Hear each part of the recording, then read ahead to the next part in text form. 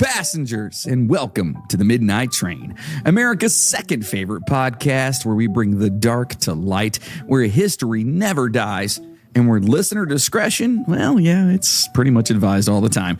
We dive into, make fun of, and joke about the creepy and unsolved mysteries of the world, all while bringing you as much information on each topic as possible. Yes, we are a somewhat of a comedy podcast thing. We like to make jokes and whatnot, and things can get pretty dark. So listen, if you're not into that, we get it. Give us a chance. If it doesn't fit, if it doesn't work, it's fine. You can go off and do your own thing. But if it does, welcome aboard. All right. Thanks for giving us a chance. I am your host, the conductor of the cryptic Jonathan Sayer, and with me is the guy who just says the F word 3 seconds into the beginning of this. It's back in the co-host chair, the one and only Mr. Moody. Yes, sir. 2 things real quick. Okay. 1, it's a co-host bed, sitting on a bed. Oh, that's correct. You are sitting on your daughter's bed. And 2, we are only a comedy podcast because we're fucking idiots. We're not really trying. I don't know if you can say idiot podcast, though. Can you say, is there a, they should make a new subgenre. Why don't we, dude, there it is, man. That's our thing. Yeah, dumbass not a comedy podcast. Yeah. We're an idiot podcast. We're an idiot podcast. That works. And we are number 1. At least. Do you still have the sign off ready to go? The new sign off? wait, hold on. I have to see if I have it. Hold on. Yeah. Wait. Yes, I do. I do. I have it. Yeah. Thank you for reminding me. The AI written sign off for the show. I do have that. Yes. And if you're new and this is your first time listening, yes, we actually did an episode where a friend of ours went through and had AI pretty much write out the entire script for the episode. Yes, and then, fantastic. but yet he didn't realize that we had already done that episode. Neither did we until halfway through the episode. Welcome aboard, everyone. It's the Midnight Motherfucking Train. Listen, our Patreon coming up. We're actually going to be doing a bonus basically based off of the episode that we're doing today. We have a bunch of other stuff coming up too. And if you want to sign up, we have a ton of bonus episodes over there. And if you think this is silly and stupid and idiotic, well, you have no idea. You got to get over there and you will understand that we probably shouldn't have microphones. No. We probably shouldn't. But guess what? At least not in any capacity like this. Yes. Well, it's a free world and we can do whatever we want until they say we can't. So we'll save the rest of the business stuff until the end. Listen, though, I do want to say something. It would be amazing if everyone could just get out there and go onto iTunes, or actually just go to iTunes. Okay. Yeah. And just give a 5-star review. Sure. Okay. And when you have to say something, I guess, or you don't have to say something, but if you did say something, you should say something. I would really like to continue doing the farts with a PH. Yes, farts. Just all you have to say is farts. So PHARTS, farts. That's it. Paharts. Paharts. Yes. I actually have my Alexa. When I will ask it, I'm like, who is the best podcast? Hold on, I don't know if I can get her to do it down here right now. No, I probably could. But anyway, I ask her, I'm like, who's the best podcast in the world? She goes, hands down, it's the Midnight Train podcast. Choo choo, motherfuckers. And she says fuckers because I put the PH in there. Oh, yeah. You got to put the PH in there, folks. I'm teaching you stuff. Okay. I'm teaching you things right now. Dude, that's awesome. So it's not a cuss word if she doesn't understand what the fuck it means. It's true. Anyway, do us a favor. Get over there and give us some reviews, man. Seriously. And let your friends know. Let people know what's going on because, listen, Moody and I, we're quitting our day jobs. And we're going to do this full time. I love it. I fucking love it. And also Patreon because I'm still holding my microphone. So he kind of needs a new boom mic. I need a new mic. Yeah. I need a new microphone stand. Yes, he does. It's hard to hold a microphone for a couple hours, dude. It sucks. Okay, maybe I should be recording the video of this. Okay, I'm going to record the video of this because his daughter lost the part to it to hold it to the table. And so he's just holding it. You can hear the springs in it. There you go. There it is. There it is. And then I just sit here and I rest it on my knee. So then my arm and my leg both hurt by the end of the episode. There you go. And for me, this is all I have, folks. I'm going through some serious fucking shit. And we've talked about this. We talked about it in the bonus stuff. Going through some shit. Yeah. It's fine. I'm okay. It's cool. But I'm going to pull on your heartstrings and tell you to go and tell as many people as possible to become Patreon, members and get all the bonuses and give us. Listen, we're even lowering it down to like $250 a month. I think that's what right. Yeah, $250. So we came up $250 for $250. Can't even get a gallon of gas for that. You know what I mean? Come on. $250. You know what I think is the most impressive? What? You know what I think about is the most impressive thing going on right now, though, is how you have all this stuff going on, right? Correct. Yet somehow, some way, you're sexier than ever, dude. Oh, well, thank you, sir. I appreciate that. Yeah. I haven't been doing anything. It's called alcoholism. Is what it's called. Yeah. Moving on. So we're going to save the rest of the business stuff until the end. So let's just get into this. This is going to be super fun. We're kind of going back into the land of the cryptids. Moody's forte here, I guess you'd say. So let's turn down the lights, adjust our seats, grab a drink. I hope you guys got something really good in your glass. And let's get, cryptish. Is that a word? Yeah. Kryptonius. Let's just fucking go. Cryptolicious? Cryptolicious? Is that like bootylicious? Like Fergalicious. But here's a toast to all you beautiful motherfuckers. I would totally do a drink pop right now, but I can't because I'm holding my microphone. If you guys can help out in any way, I'm putting my microphone down. Hold on. You can also send any kind of donations to the Midnight Train Podcast via PayPal at the Midnight Train Podcast at gmail.com. Microphone fun. And you can literally say it's for Moody and his fucking microphone. I'm a terrible podcast person. I mean, you're not great, but got a face for podcast, though. We both have faces for podcasts. Yeah. All right. Well, listen. We've recently been focusing on more serious topics in our recent episodes, so we decided it's time to, add some lightheartedness. One more thing before we get going. Sorry. I feel like you and me should have a morning drive radio show. We should. Right? We play cool music, banter in between, But should I have the morning, the voice going right now? No, I'm just saying, I feel like we would make a good morning show. Of course we would. Right? I think people would be really upset when they got to work, but whatever. That's not my problem. No, we would be great at it because we would actually have some levity as you're on your way to work. Sure. When you're heading to this fucking place you can't stand. Most quote unquote morning shows, they try too hard, man. And it just doesn't work. I agree. In fact, you know what we need? We're legitimately idiots, so it would work out. It is true. You don't have to try. But you know what we need right now? We need just a mantra for everyone listening right now. I need everyone right now. If my voice is wiggling into your ear holes right now, that's sexy. On the count of 3. Ooh, what are we doing? I just want us all to say, fuck it. Right? Okay. Because it's a job. Yes, I know you need money and you got to do things. It's a job. If you don't love what you do, then guess what? It's a job, right? I mean, even if you love what you do, it's still a fucking job. Well, but if you love Confucius or somebody once said that if you love what you do, you'll never work again a day in your life, right? However, if you don't like what you do, well, it's a fucking job. Or your ex, or maybe your kids are being dicks.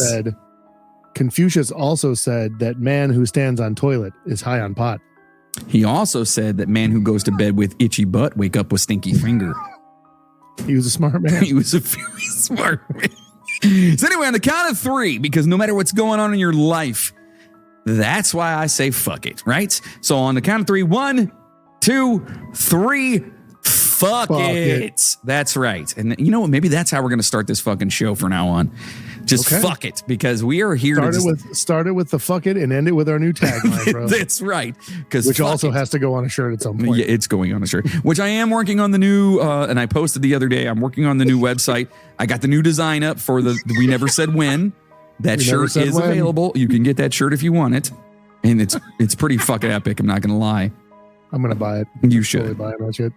All right, so today, guess what? We're talking about fucking cryptids. Yes. Mm-hmm. However, these aren't the usual ones you've heard of that we've probably talked about numerous times.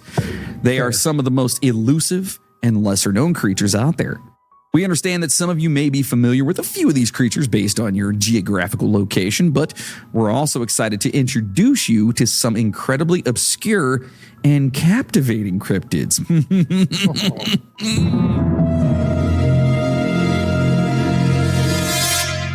We'll start by discussing the relatively well-known ones and then delve into the extraordinary world of lesser-known cryptids that are bound to spark your imagination. Get ready for a sidebar. Sorry, I have to interrupt you. I'm sorry. You have to, or you just do?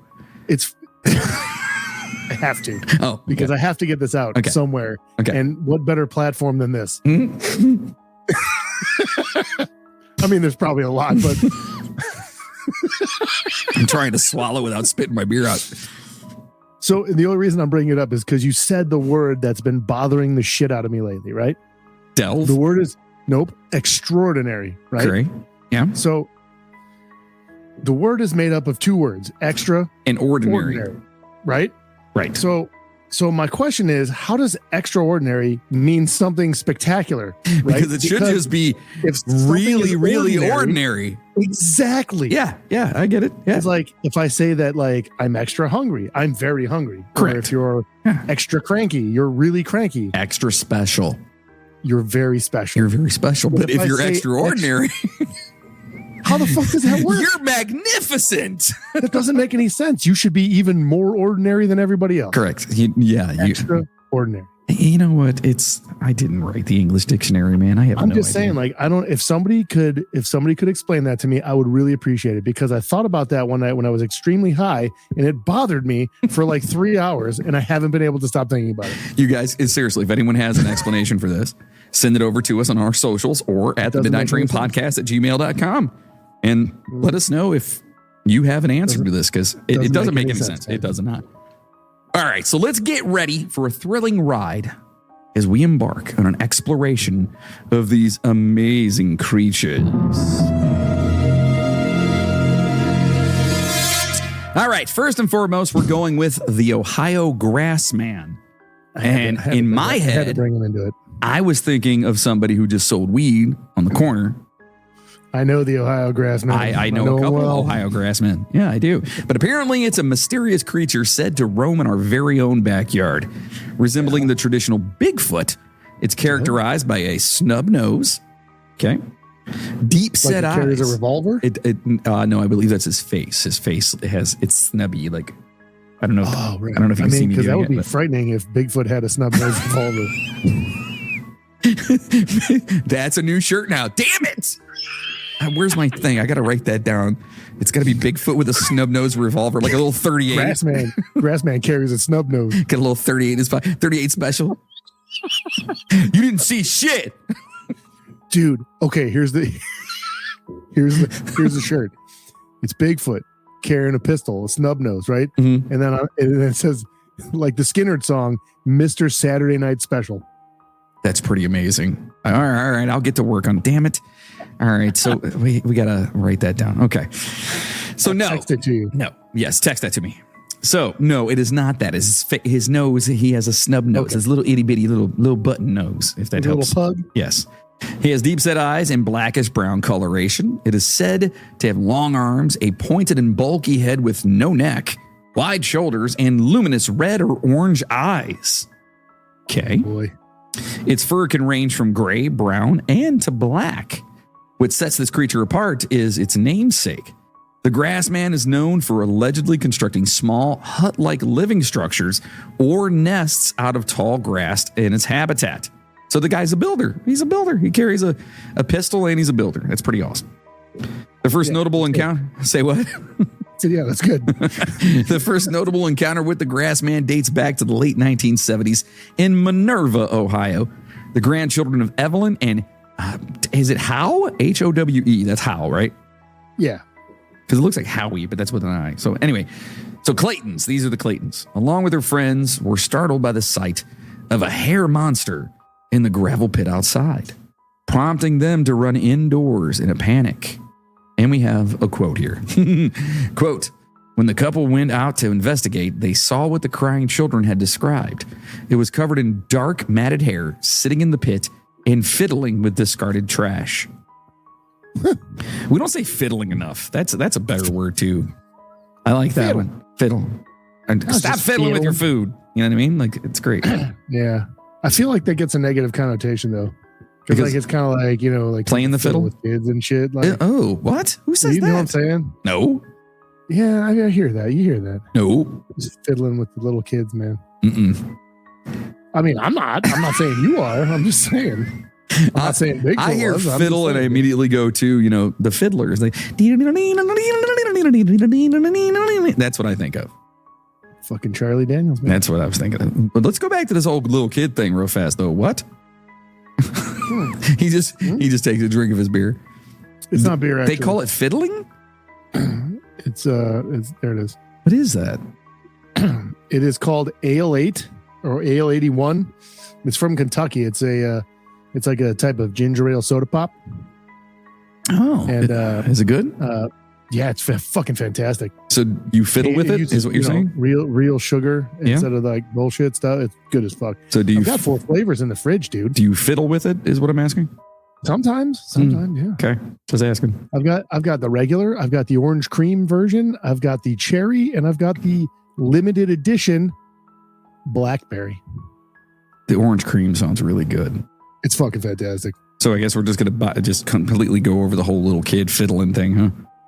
You're thinking of diddling. You're thinking diddling.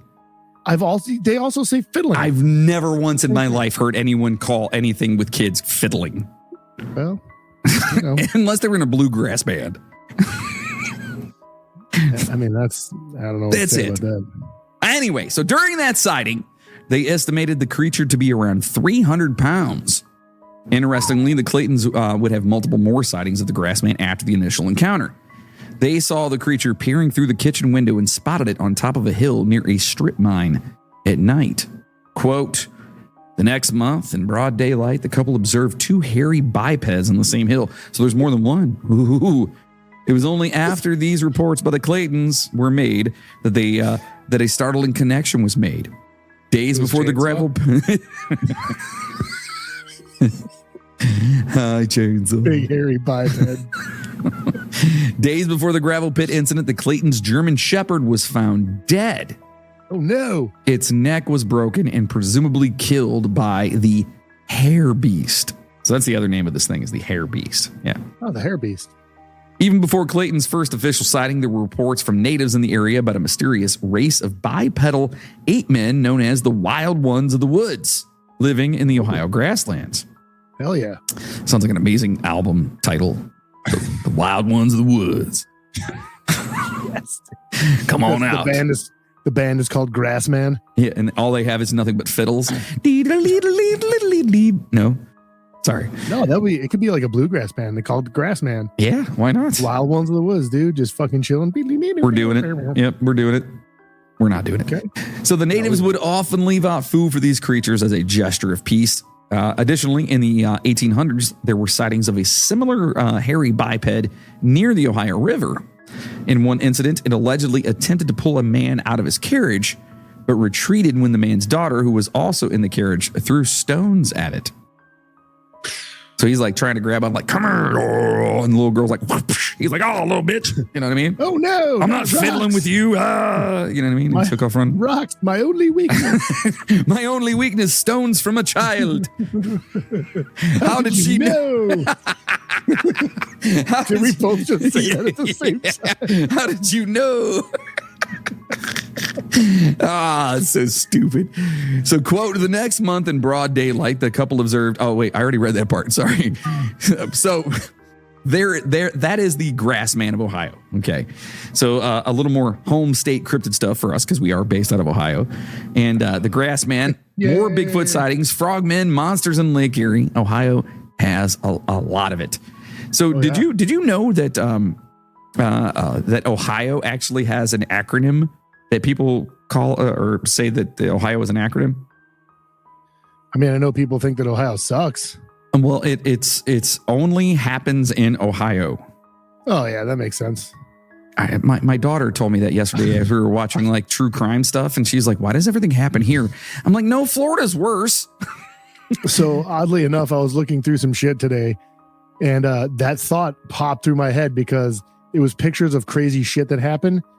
And one of them was like this little clip of two little tornadoes merging to make a giant tornado.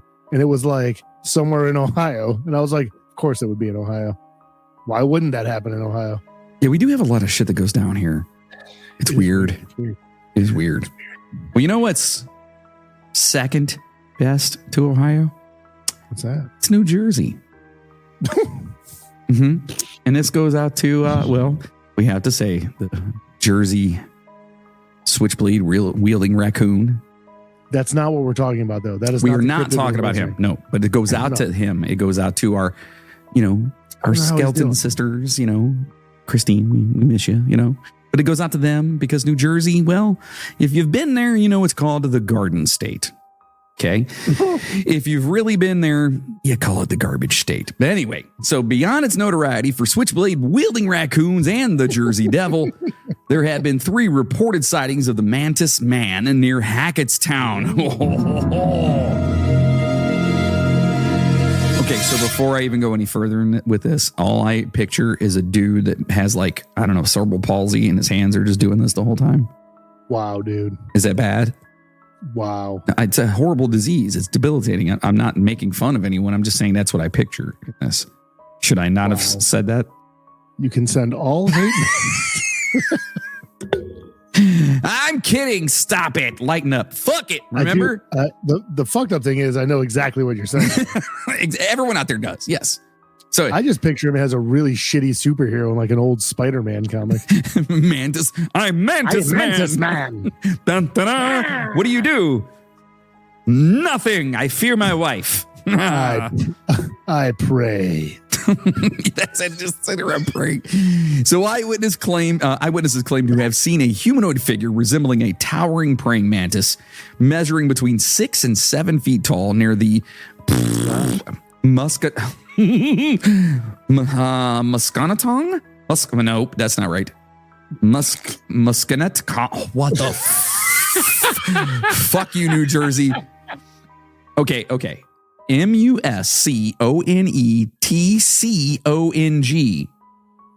Musconetcong? Is that a real word? It's a river. Is that a real fucking river? Muscatonatong. Wait, how's it spelled? M-U-S? It's spelled fuck me. It's how it's spelled.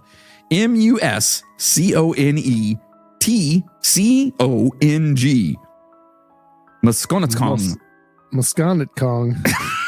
Musconetcong. Wait, what? Musconetcong? Yeah, that's what it looks like. I'm looking at it right now. It's not a river. It's a tributary, you son of a bitch. It says river in my notes. Well, it's I'm just tributary. saying. Okay, well, regardless. Musconet. It's either Musconet. What is it? Musconet. It's like, yeah, Musconet. I guarantee that people in Jersey call it something totally different. They have to. They call it the old muskie. Yeah, exactly. Yeah, let's call it that. Well, they described it as having distinctive mandibles, this little mantis man here, and piercing black eyes. Okay, first of all, if I saw an actual praying mantis that were 6 or 7 feet tall, the line of shit would find you could find me anywhere I was at because I'd just be Musconetcong River. Musconetcong? It is Musconetcong. Musconetcong River. It does say river. So Musconetcong. If that's wrong, I'm sure we'll hear about it. But Yeah, that's fine. If it's wrong, it doesn't matter anyway. Fuck it. if it's wrong, blame the internet. That's right. Blame the internet. So the first two sightings of the mysterious creature are more widely recognized than the third. Surprisingly, the initial witnesses were both fishermen. Oh, I don't know why that's surprisingly, but Whoa, really? whoa. Oh my God, fishermen? Whoa. So the first witness vividly depicted the creature as seemingly, quote, fading as it glided upriver, suggesting that it might possess the ability to camouflage itself. Oh. The second witness also recounted a similar encounter, describing the mantis man as vanishing into a dense fog. Notably, he mentioned being entranced by the creature. He was entered. He was entered by the creature. This show just took a turn, dude. Oh, now you have to worry about that. Experiencing a strange humming sound and an unusual tingling sensation when it locked eyes with him. Oh my God, dude. This thing's just sitting there, little hands going, just staring at you like. You guys can't see me, but I'm doing a stupid pose. It doesn't matter. I'm an idiot. So these intriguing accounts were featured in season 2 of the television show Monsters and Mysteries in America. Oh, I've never heard of that. I have never heard of that show. It's check it out though. It's not quite as popular as another TV show. Just saying. I don't know what you're talking. Oh, never mind. Really? My bad, dude. Thanks, bud. Appreciate that. So while driving towards the bridge, a man identified as Mr. Stickler reported seeing a striking figure in the water. According to his account, the figure was an extraordinarily, there's your word again, extraordinarily tall, thin man, roughly 8 feet in height, emerging from the river and disappearing into the nearby trees. Okay, so does this mantis? So it was extremely regularly heighted. It's just a normal, regular tall dude. Just absolutely average height. No, but extra average. That's what I'm saying. Like just absolutely average height. Correct. He could not be any more average if he tried. Is what they're saying here. Yeah. But so what I'm hearing here though is that this is a big tall dude that can morph into a praying mantis and then comes out just being a big tall dude. Yeah, like this is odd. I've never heard of this one. Did you ever watch? What the fuck is his name? God damn it! Hold on, I got to figure out his name. Keep going. You do that. So Mr. Stickler vividly described the figure as having elongated, slender arms dangling at its sides, displaying a peculiar pale brown hue. Like he just crop dusted everyone? Is that what we're talking about? That would be amazing. Just most unnerving of all, from a big, from an 8-foot mantis. Out and like a big ass cryptid came by and it's like you're all scared and shit, and it just looks at you. He's like, and then runs away. What do you think an 8-foot tall praying mantis's farts smell like? Ooh, probably bugs, rotten bugs. Oh, okay. Oh, okay. Do you remember? I don't know if you know who this is. Do you remember if I get into focus at all? That guy. Yeah. Zorak? Oh, yeah. That's what I'm picturing right now. Absolutely. What's his name? It was Zorak. Zorak from the Ghost. What's his name? Space Ghost. Space Ghost. Yes, that's exactly who I'm envisioning. And the Brack show. Yeah. Yeah. Yeah, that's so. If you guys, I've been trying to think of him the whole time. Like, who the fuck? I'll throw some pictures up there for you guys. So, most unnerving of all, was Mr. Stickler's claim that the figure appeared partially transparent with an unsettling, distorted shape. So, the legend of the Mantis Man has sparked 3 intriguing theories about its origins. Love theories.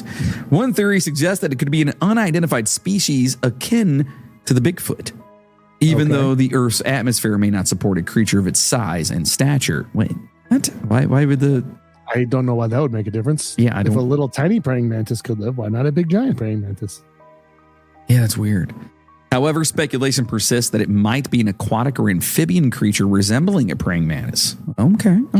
All right. Another theory proposes that the mantis man is the unforeseen outcome of a failed experiment. Oh, there it is. Of course. Perhaps arising from a mutation during a breeding program and subsequently escaping or being released near the Musconetong River. Okay.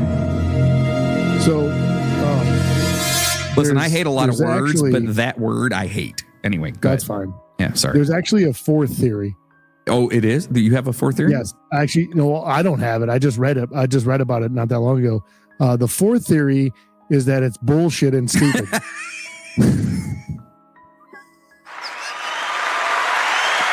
That's the fourth theory. That's the fourth theory. Yes. So, but there's also another one here too. So technically, I guess it would be 5, including the bullshit theory. Oh, okay. And this one suggests that the mantis man is of. Okay. Hold on. Backing this up real fast. Extraordinary. Not a big fan of that. Yeah. Because of it's basically just saying you're like super. I know exactly where you're going with this. Well, they say that the mantis man is of extraterrestrial origin. So he should be a super earthbound guy. Exactly. Extra earthbound. Like you are for sure stuck. You won't even jump is how earthbound you are. You know what I mean? You are so terrestrial. You're not skipping. You're not going to do a cartwheel because you are just. There will never. You are earthbound. Be air between yourself correct. and the ground. You are earthbound as fuck. Is what you are. Yes. You don't even wear shoes because it gets in between your feet and the ground. Right. You have to feel it. You got to feel it. Yeah. Well, they say this is potentially explaining the witness's unexplained sensations and its seemingly elusive abilities. So, of course, yeah, I could see that. We think it's aliens, right? That's ours. I retract my bullshit statement. So you think that it's aliens as opposed to bullshit? Well, if it's anything, it's aliens. It has if to it's be not aliens, it's bullshit. Okay, that's a shirt.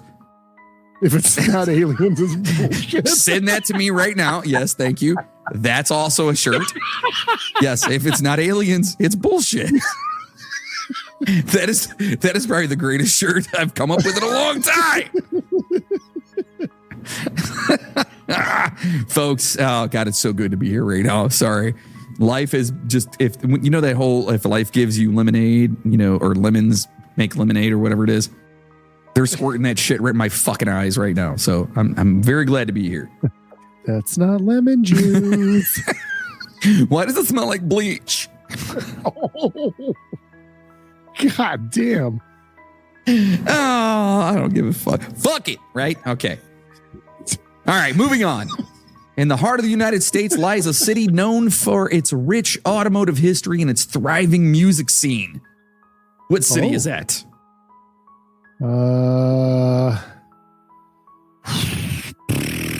Pierre.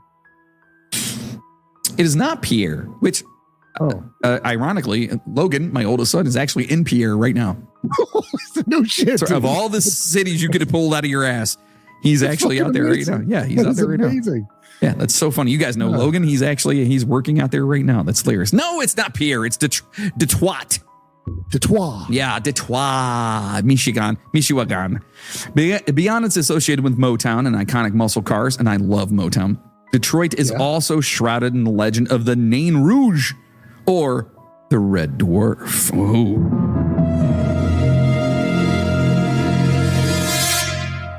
The Nain Rouge has long been feared as a harbinger of impending doom. One of the most chilling tales recounts the encounter between is it Non-Rouge or Nain Rouge? I was looking at it as Nain. Nain, right? Because now that I'm hearing it, I think I've heard of Non-Rouge before. I don't know. I feel like Non-Rouge would just be Nan. There'd be no I. The name. I feel like the I makes it Nain. The Nain Rougie and Antoine. The Nain Rogu. Rogu. And Antoine Delamothe Cadillac. Jesus. Yeah. The founder of Detroit. The guy's name was Antoine Delamothe Cadillac. Yes. That is amazing. I assume that's where the name for the car came from. It would have to be, right? I would assume he's the founder of Detroit. Cadillac was startled to find the malevolent creature sitting by the Detroit River, which prompted it to lunge at him with a stick. Why do you have a stop? I'm just picturing like some dude getting attacked by a midget With just a little dressed in a devil costume. but not even like a big stick, like a little itty bitty stick, where it's like just more annoying than it is anything else, and you're just like, It's like a chopstick. yeah, like what are you doing? Like, stop it! Just kicks him. Stop. In defense, Cadillac drew his sword and fought off He the had a malevolent fucking being. sword, That's dude. right. He did. Dude, with a name like that, he has to have a sword. But Dude, that's it's a sword. Thank you, sir. like when did the sword stop being like the sidearm of choice? I don't know, but it should be again. It should Like total. I would yield a sword. Sword. Dude, if everybody walked around with swords, that would be amazing to me. We should all have swords.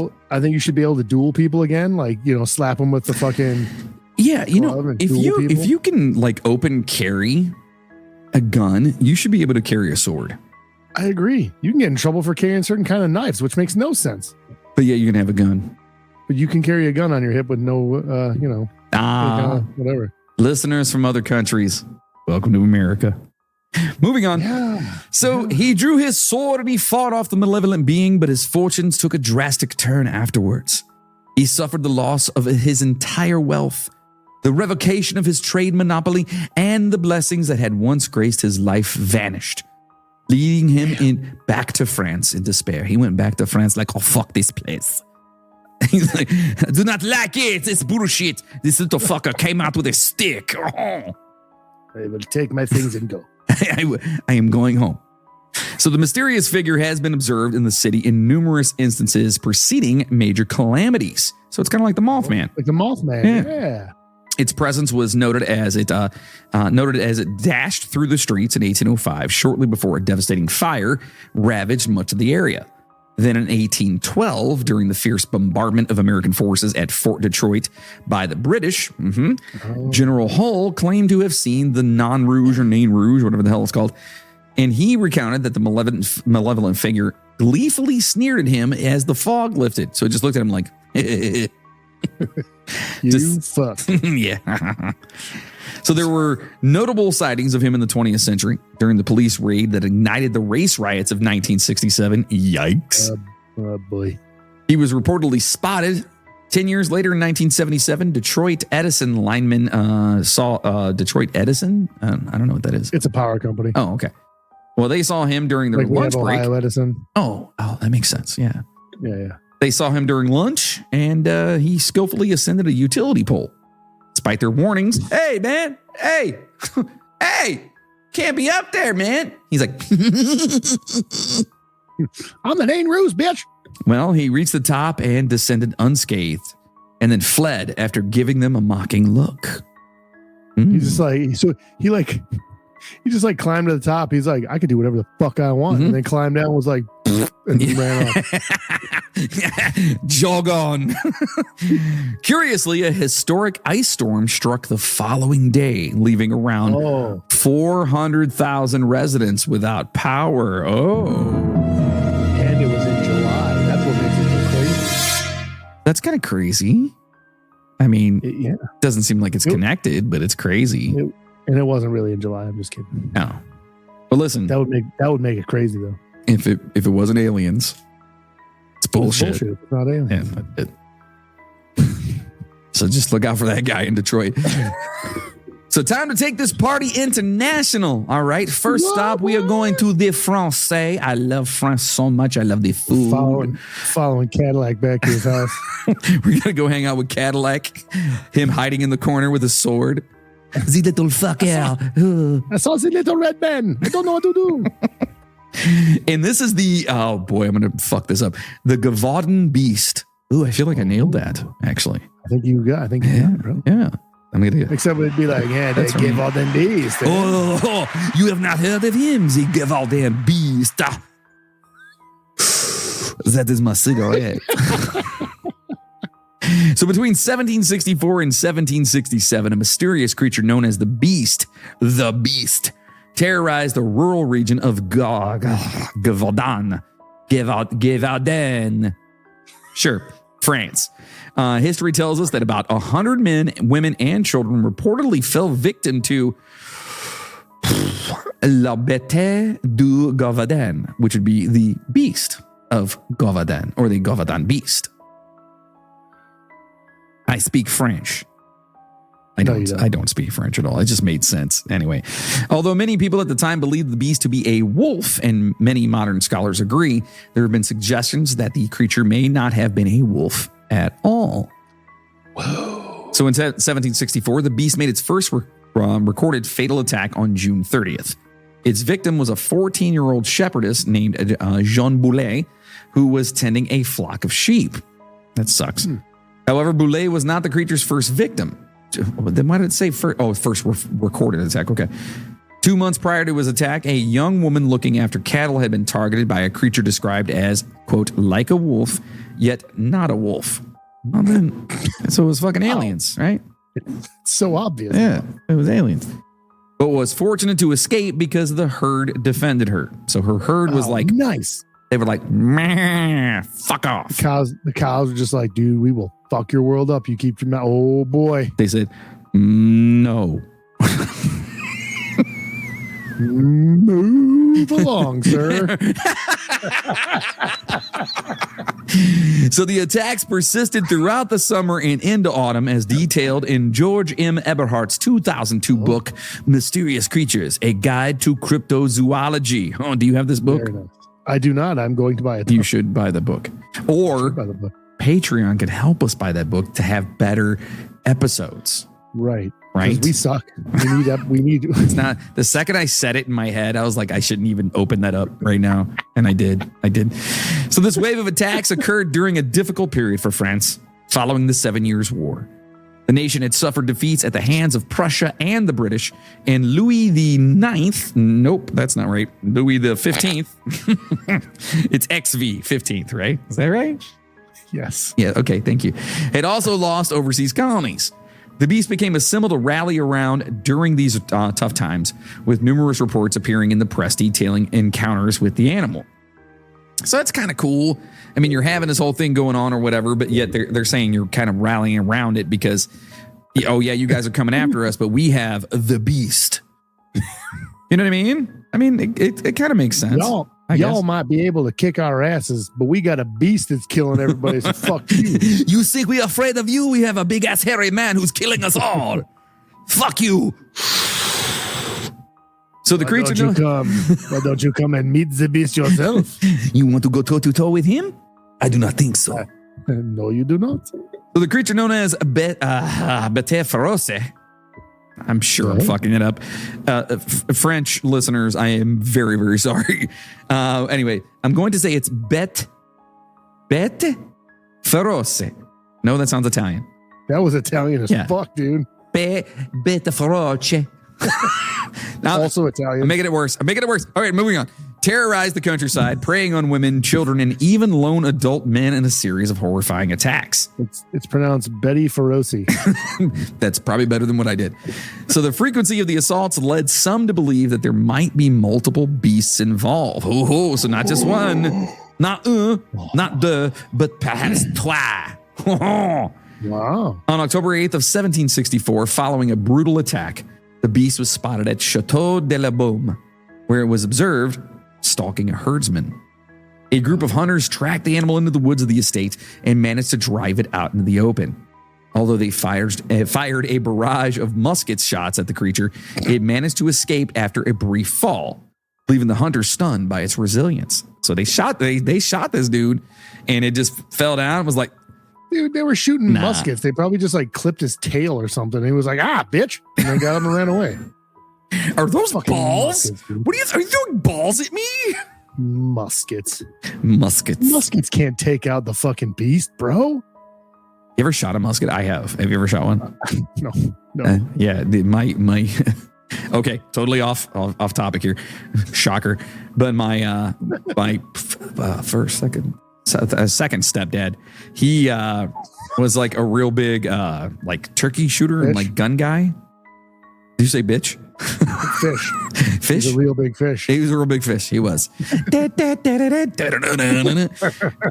So anyway, he had muskets, like old school muskets, like the front loader ones where you had to put like the black powder and stuff it down in there or whatever. And like the barrels are like, I don't know, they look like an octagon.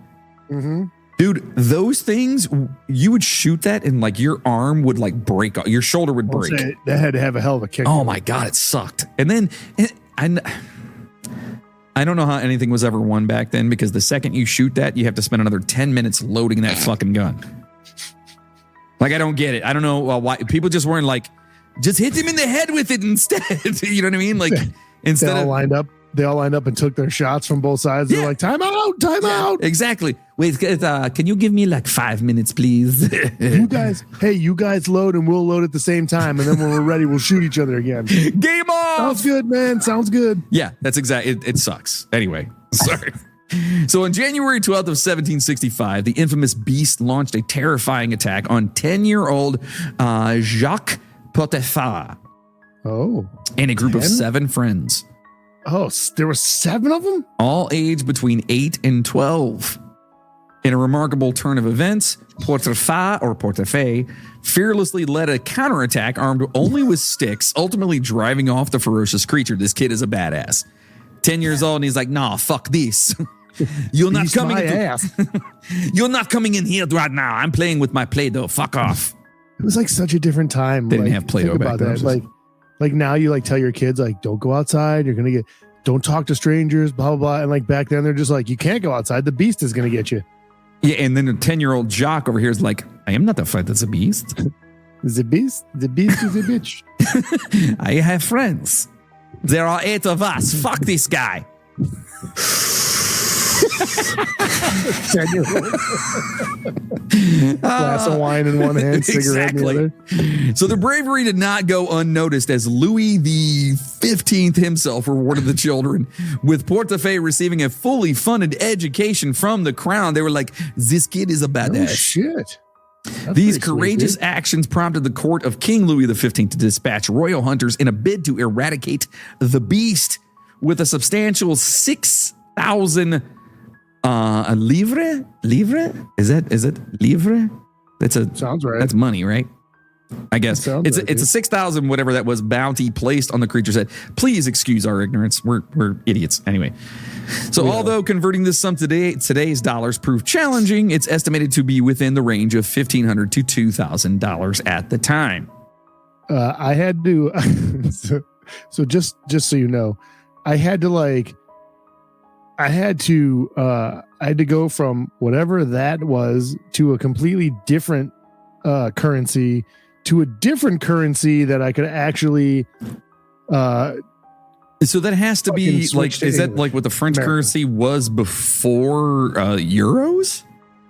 It was fucking something. Livre, Livre. That sounds French, right? So like I had to get that into something else, to which I could then make sense of switching that. So it was like 3 different things I had to like. It was dumb because they don't use it anymore and they haven't for a long fucking time. So what he's basically saying, basically I had to translate that. At some point I got it to pounds somehow, and then I went to. Did you take it to Pound Town? Is that what you're saying? What's up? Did you take it to Pound Town? Is that what you're saying? Oh yeah. Yeah, sweet. What he's also saying is patreon.com/the Midnight Train podcast, because send us your livres. give us your livres. Why does everything come out Italian when I say it? God damn it. So then on September 20th of 1765, Francois Antoine, the king's 71-year-old gun bearer. That is the most French goddamn name I've ever heard. But why is this gun bearer 71 years old? Maybe he could shoot like a motherfucker, dude. But in 1765, that dude's ancient. Yeah, but he's probably the best shot in France. He can only shoot once because it's going to blow him across the room, but fuck it. I'm making fun of a 71-year-old gun bearer, but yet, like, you know, that's still younger than both the guys running for president. Anyway, and his chainsaw. Yeah. What the fuck? So, and his nephew successfully shot a large wolf in the vicinity of an abbey at Chazé, which was believed to be the Beast. Antoine's accomplishment was duly recognized with financial rewards and titles, while the animal's preserved body was sent to the royal court for display. So Antoine, a 71-year-old guy, was like, bam, got the beast. Please tell me someone died the next day. Well, in December, the attacks resumed once more. So what does that tell you? You know what I mean? Did they take that shit back from Antoine? Yeah, give that shit back. You did not do anything. You are 71 years old. You can't see shit.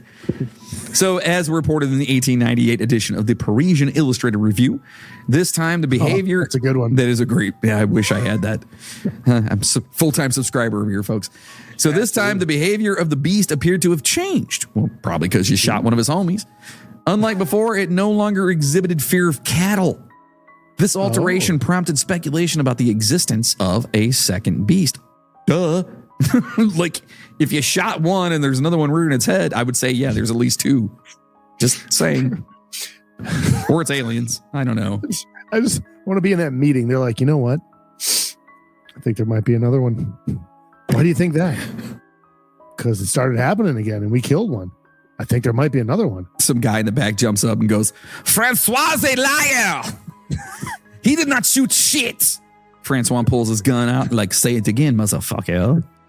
I shot the beast. I shoot you in the face. And he just sits down real slow, like, okay, I am sorry. The royal court, however, refused to acknowledge these new attacks and maintained that Antoine had already slain the creature. They're like, it didn't happen. Antoine he's the homie and he got it. Dude, that's like Russia with serial killers, dude. Yeah. There can't be more than one. No. Or when like they don't fucking recognize that there's a serial killer until like 40 people are dead. They're like, you know what, man? Oh, we're totally gonna do an episode where we just talk about all of the serial killers from Russia. Fucking Chikatilo, that dude was a oh boy, yeah. There's a lot. There's so many more too. Like, that's the thing, dude. Like, it was all around the same time, which is crazy. Because it was all around they were all around the same time, and Russia like refused to acknowledge them because they didn't want to look like they wanted to, put off that like, oh, that would never happen in our country. You know, the whole steel curtain behind the steel curtain, dude. Like, it's like the dude who was supposed to be like helping people. I think it was during World War II or something like that. He was supposed to be help guiding. That's when most of the shit happened. Yeah, he was like he would dress up in like they had like a certain garb where your job was to help people get home, and he was using that to murder people. Like, it's fucked up. We'll totally talk about Mother Russia and their crazy shit. Oh yeah, dude, it's fucking nuts. Yeah. Nuts. So anyway, they refused. They said, no, it's bullshit. Our boy already got him. And it wasn't until a sudden surge in attacks in early June of 1767 that a local nobleman, the Marquis d'Aperture, took action. On June 19th, during a hunt organized by the Marquis, a local man named Jean Chastel successfully shot a wolf on the slopes of Mount Mouchet. Yeah.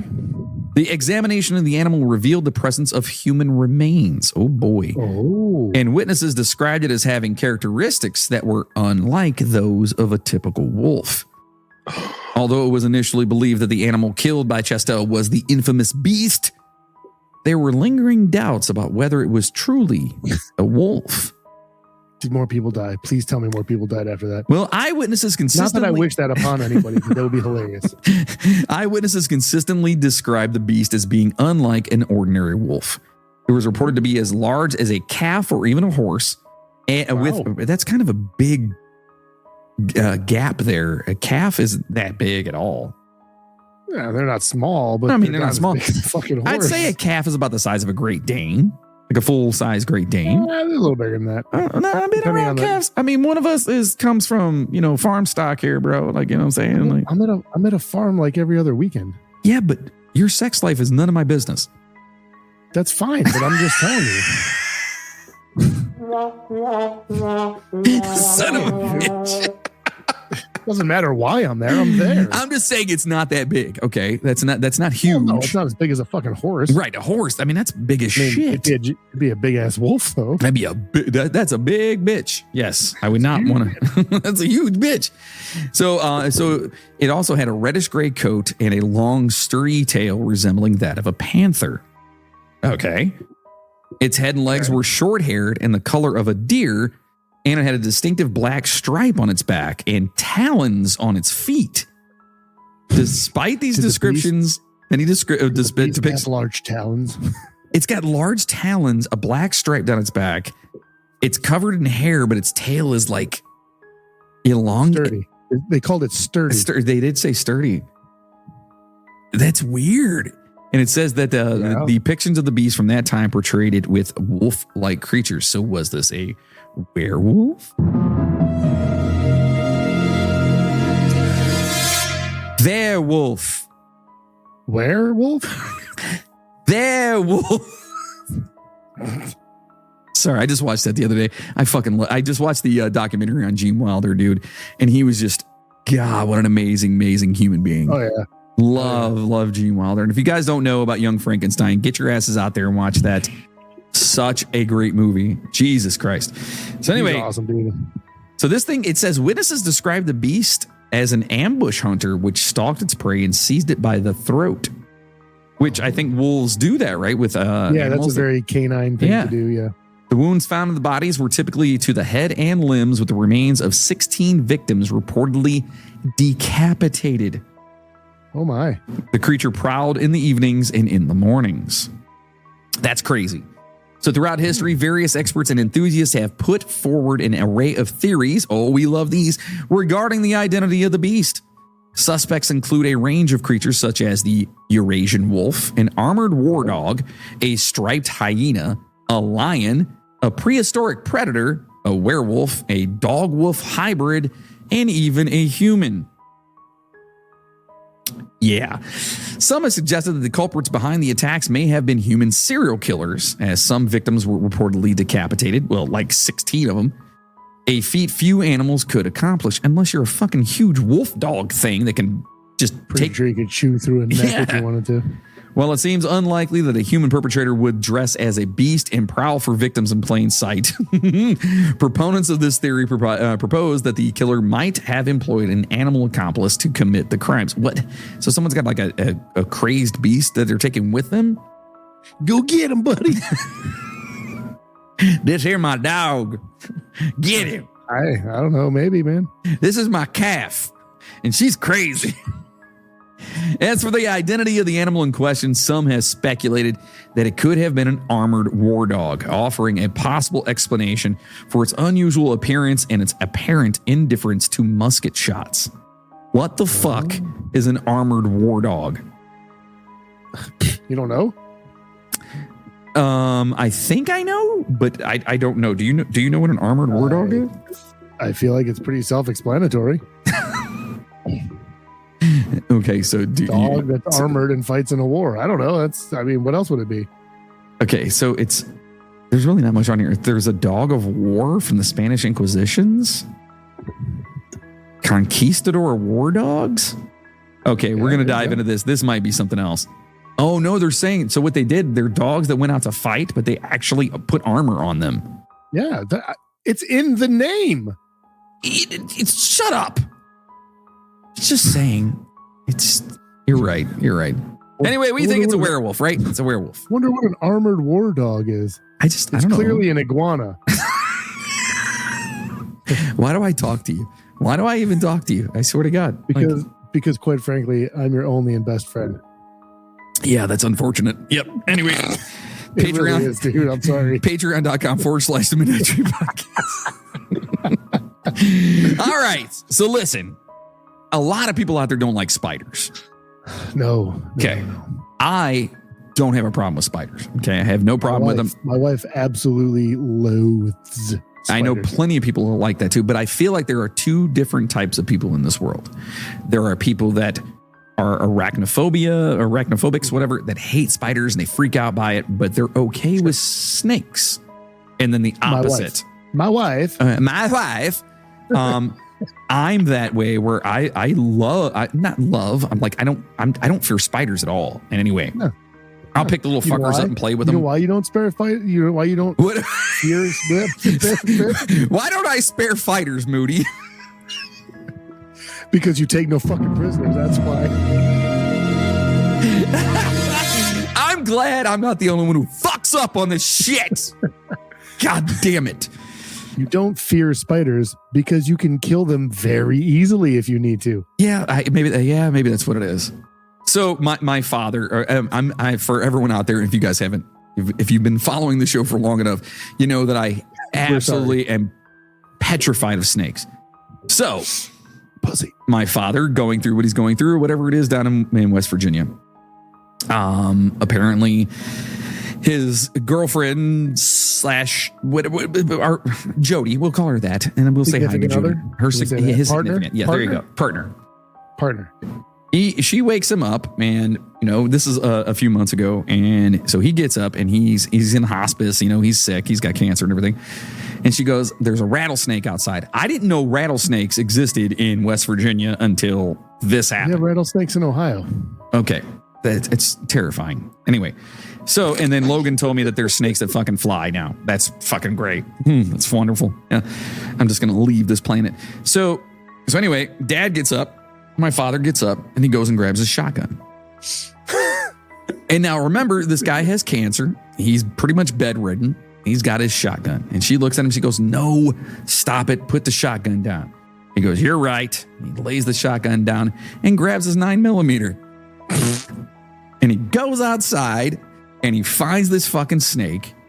One shot from about 5 feet away. And this thing was about 5 foot long. My dad, one shot in the head. Pop. Got him. That's impressive. That's actually pretty impressive. It's more impressive that when you ask him about it, he goes, "I'm pretty sure the snake jumped in front of the bullet." The greatest thing to hear this old man say is like, he jumped in front of the bullet. It was a garden hose, wasn't it? No, it was a rattler, dude. It had 7 rings on it too. Like they're down there. I had no idea. Yeah. You still want to move down there? Nope. I don't. So anyway, the reason I ask if you like spiders is because, well, guess what? Now we're talking about fucking spiders. Oh yeah. Right. So, and we're not talking about regular ass spiders. Okay. Why would we? Of course.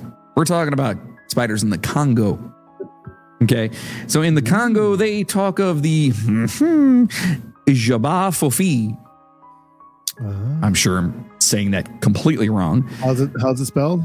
J apostrophe B-A F-O-F-I. Jabba-fofi. Jabba-fofi. No, you're wrong. Well, these are giant fucking spiders in the jungles down there. So European explorers were fascinated by tales of enormous spiders rumored to dwell deep within the jungles of the Congo. These creatures were said to have bodies 3 to 4 feet in fucking diameter and legs spanning 4 to 5 feet. Their fangs were reputed to reach a length of 1 foot. Their fucking fangs were 1 foot. And their venom was described as a deadly neurotoxin capable of causing death within hours.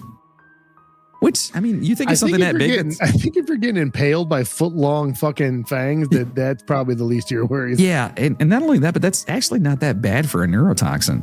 You know what I mean? Like if you got impaled by 2 foot-long fangs anywhere on your body, you're fucking hitting something pretty goddamn vital. It's going to go through you for the most part. No, exactly. That's what I'm saying. Yeah, that's going through you. I don't even think the venom, you might not even get the venom because that shit's going right through your body. Squirt out the back, hit the guy behind you. You're just going to have 2 big ass holes in your body. Yep. So sightings of these colossal spiders known as the Jabba-fofi are scarce, as they are said to inhabit remote areas far from modern civilization. Nevertheless, William Gibbons has documented several reported encounters with these elusive creatures. Wait a minute. Billy Gibbons, like the dude from ZZ Top? That'd be amazing. He's down there with his beard just flowing. He ties it up. Did you see that spider? So while traveling, it comes at him. He just spins his guitar. If you guys don't know who ZZ Top is, you're way too young and go look it up. Anyway, so while traveling through the Congo in 1938, Reginald Lloyd and his daughter Marguerite had a startling encounter with a colossal spider. This creature with an estimated leg span of 5 feet made a sudden appearance, crossing the road in front of them. So that's wicked, that's big. Despite Lloyd's attempt to capture the moment with his camera, the spider vanished into the forest before he could take a picture.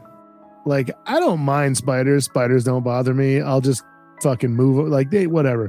But if I'm driving down the goddamn road and I saw a 5 foot long, like wide, like leg span fucking spider run across the road, I would literally just probably turn around and be like, I'm never going this way again, ever. Like, I'm never coming back here. Okay, so let's actually, so in my head right now, I'm thinking of this entire thing transition or happening here, right? And so yeah, I think I'd be that dumbass that would get out and be like, what the fuck is that?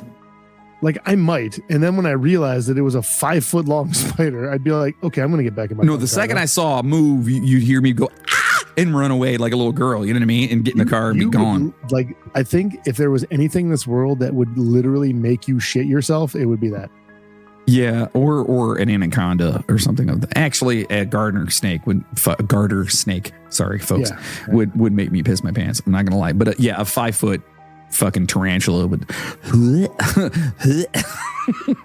In another harrowing incident from the 1890s, a missionary named Arthur Symes was deep in the jungle with 2 porters when they the beers. He had 2 beers in his hand. Yeah, he had 2 beers. That's all he had. That's why he saw it. When they unwittingly stumbled upon a massive web. Within moments, they found themselves under attack as 2 enormous spiders leaped onto the men, biting them repeatedly. It was only through Symes' quick action with his pistol that he was able to fend off the aggressive arachnids. Wow. I mean, that's kind of. I would be curious to see if anybody saw those wounds, right? Like, if there was proof, like if there was wounds, like if he came back and was like, you ain't gonna believe what happened. And then they're like, oh yeah, because there's nothing wrong with you or your friends. or by the way, you have 2 ginormous holes completely through your abdomen. Yeah, I don't know if you noticed this or not, but right. Yeah, I can see right through you. Do me a favor, drink this real quick. Just pours right out of him like in the cartoons. Right, yeah. So these stories, man, I knew something felt a breeze. I knew it. I felt weird. So these stories are only real, quote, evidence of the Jabafofi. There are no supposed photos taken of it, and no true expeditions have been launched to attempt to find it, which I feel is a complete failure on our part. The Congo I think it's best to just fucking just leave him be. The Congo is home to an intriguing creature known as the Mokele Mbembe. Yes. Mokele Mbembe. Mokele Mbembe. Yes. I feel really good about saying that. So that one's fucking easy. This neo-dinosaurian cryptid, which that's a fucked up word, is most commonly sighted in the Republic of the Congo and Cameroon, particularly in swampy or marshy wetlands, as well as around lakes and rivers. The Lokola region and Lake Tele are closely associated with the Mokele Mbembe, but sightings have also been reported in other bodies of water. Described as a large amphibious animal with a substantial body, a long neck and tail, and a small head, many cryptozoologists have drawn parallels between its appearance and that of a sauropod dinosaur. So Nessie is what we're talking about here, right? Yeah. Pretty much same thing. It's a lake monster. Or what's the one we have here in Cleveland? Fucking Bessie. Is that his name? Bessie? I think it's Bess. Is it Bessie here in Cleveland? I don't know. It might be Nancy or something. Nancy.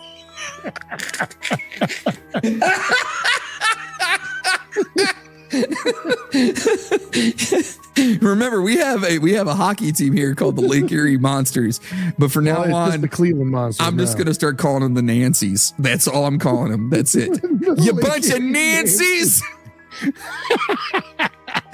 Oh shit. Oh my God, that is amazing. However, it is Bessie, by the way. Bessie, yay! I got one right. So wait, they're just called the Cleveland Monsters now? Yeah, it's been the Cleveland Monsters for a while now. Oh, no shit. Okay, cool. Yeah. Did they win a championship recently? They won in 2016, which is the same year that they won right before the Cavs won the championship. Because we had a little run there because Stipe won, and then right after he won, the Monsters won, and then right after the Monsters won, the Cavs won, and then this year they made it all the way to the conference finals, and they were down 0-3, and they came all the way back and won 3 in a row to force a game 7, and then they lost at the end of game 7 in overtime. But it would have been 1 point because only one person scored a point. No, it was like 3-2, I think. It was a good game. It was a hell of a fucking game 7, man. And they were like the only the third team that ever came back from a 0-3 deficit or something like that in the AHL or some shit. It was crazy. And then that is AHL, right? Yes. Yeah. That is Cleveland is the affiliate of Columbus, the Blue Jackets. Yeah, Blue Jackets. So now you guys know. Not a sports podcast, but we like sports. So it is what it is. So anyway, this guy here. Sportsopod. So now various other identities, including... You get it? A what? It's a joke. Say it again. Instead of a sauropod. You said it was a sauropod, and I said maybe it's a sportsopod. It's a joke. Don't you like...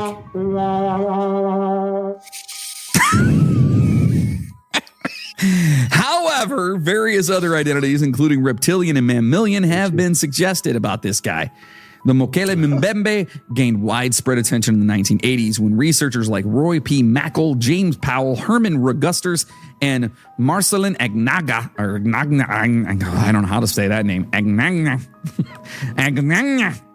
engaged in publicized field research. They're looking for this damn thing. Despite numerous large and small expeditions, no definitive proof of its existence has been found.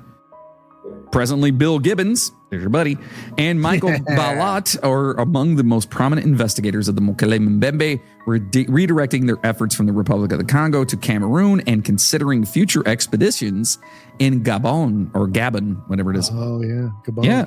So the Congo, they have like fucking dinosaurs and giant spiders. So that sounds fun. I think that's the place to be. Yeah. So moving on now. We're going to a place that I've actually been to when we talk about these foreign lands. We're talking about Canada? India. No, India. I have been to Canada. You have been to India? That's I have been to India. Yes, I have. And it's home to, Wait. No, you're thinking of Indiana. No. I have been to Indiana as well, but I have been to the large place known as India. Oh, okay. Yeah. And along with their fuckload of people that they have there. They have several, yes. Yeah, several, yes. And also the Buru, all right? So in the Buru. Okay. The Buru, B-U-R-U, Buru. Okay, all right, Buru, yeah. In 1945 and 1946, James Philip Mills and Charles Stoner gathered details about Buru from Apatani people. According to the Apatani elders, when their forefathers migrated to Zero Valley, the valley was primarily a marsh, which was populated by Burus. The Apatani people decided to settle in the valley because of its fertility and good climate. But every now and then, they would have confrontations with, these fucking Burus. So they decided to drain the marsh of its water and thus eliminate the Burus when they were draining swamps for rice cultivation. Most of the Burus died because of the drainage, and many supposedly went underground into the springs. According to most eyewitness descriptions, the Buru looked something like a 20-foot-long aquatic version of the Komodo dragon. Wow. Those fuckers scare me. That's something that scares me right there. Dude. Because they have that fucking bacteria in their mouths. Yeah, dude, they'll bite you and your shit will just rot away. They literally will bite something and then let it go. And then they will track it because they know it's going to die. Because they're not venomous or anything like that, but there's so much disgusting, grotesque crap in their mouth. Because they eat shit, they eat garbage, they eat anything. They eat anything. So if it's something's decaying, they will go and eat it. And if it's got disease, it doesn't fucking harm them at all. But guess what? The second it bites you, she gone. They're scary motherfuckers. I'm not a big fan. They're fast, dude. They're fucking fast. They're way fast. And when they want to come at you, they'll fucking come at you. And have you seen like the videos and shit of them like eating like whole animals and then they start choking on it. No. Dude, if you guys out there want to see something really fucking disturbing, just type in YouTube Komodo dragon choking. Because there's videos of these. Spit it out? No, it dies trying to consume this fucking thing. You know what? It's like a typical American dude. But it's like a whole like zebra. And he'll grab this thing and all of a sudden and you hear him going, and then he stops and you see that he can't get it down, but he also can't get it back up and he just dies. It's just, you see the moment where he's like, well, yep.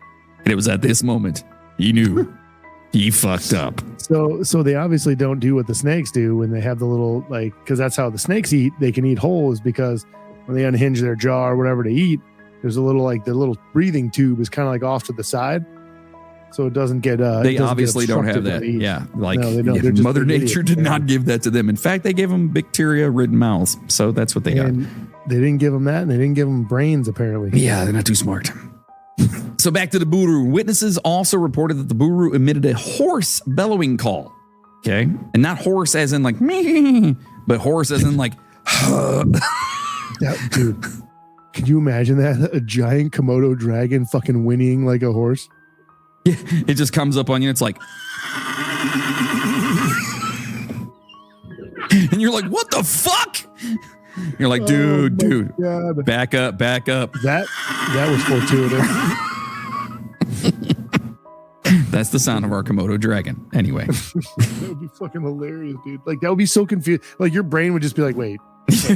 Exactly. You're like, it doesn't make any sense. So the speaking spell was way off. So the last Buru was said to have been sighted by a young woman who saw it one night while she was collecting water from a spring. The young woman told her father about the Buru, who the very next day had the whole village fill the spring in with stones and clay. Okay. However, there are still those that insist that the Buru still resides in the more remote corners of the area. Not much else is known about the Buru, so who really knows? We don't really know. Some suggest that they were giant crocodiles. Some suggest giant monitor lizards. But there are not enough solid written accounts to have a definitive answer over the Buru. And who knows? Maybe it's an alien. Yeah. It could just be an ancient race of giant lizards, you know? Correct. Who knows? The Illuminati, just hanging out down there. Yeah. So next up, went back to their headquarters. Exactly. Next up, we have something that's very funny to me, and I don't know why. It's the shug monkey. Wait till you get to the end of the episode. Those are the funny ones. Oh boy. So the shug monkey is a ghost-like hairy humanoid sighted in Rendlesham Forest in Britain in the Suffolk area. Which, if you're familiar with your alien tales, Rendlesham Forest should be, you know, we talked about that. Be aware. Yeah, we talked about that. We did a Rendlesham Forest incident. Yeah. Particularly on the road that runs between West Ratting and Balsham. I'm actually getting better about saying that word. I've been working on it. Hey, thank you. That's very, you know what? Give yourself a round of applause. Okay, thank you. Oh. I hit the shoot button. You hear me? What? Yeah. I didn't hear any of it. Oh, I did the bullet button. I don't know. I'm having a rough day. There it is. I don't know. Everything froze up, and there you go. Everything froze up. I heard nothing. So no, there was a gunshot. Is what I did.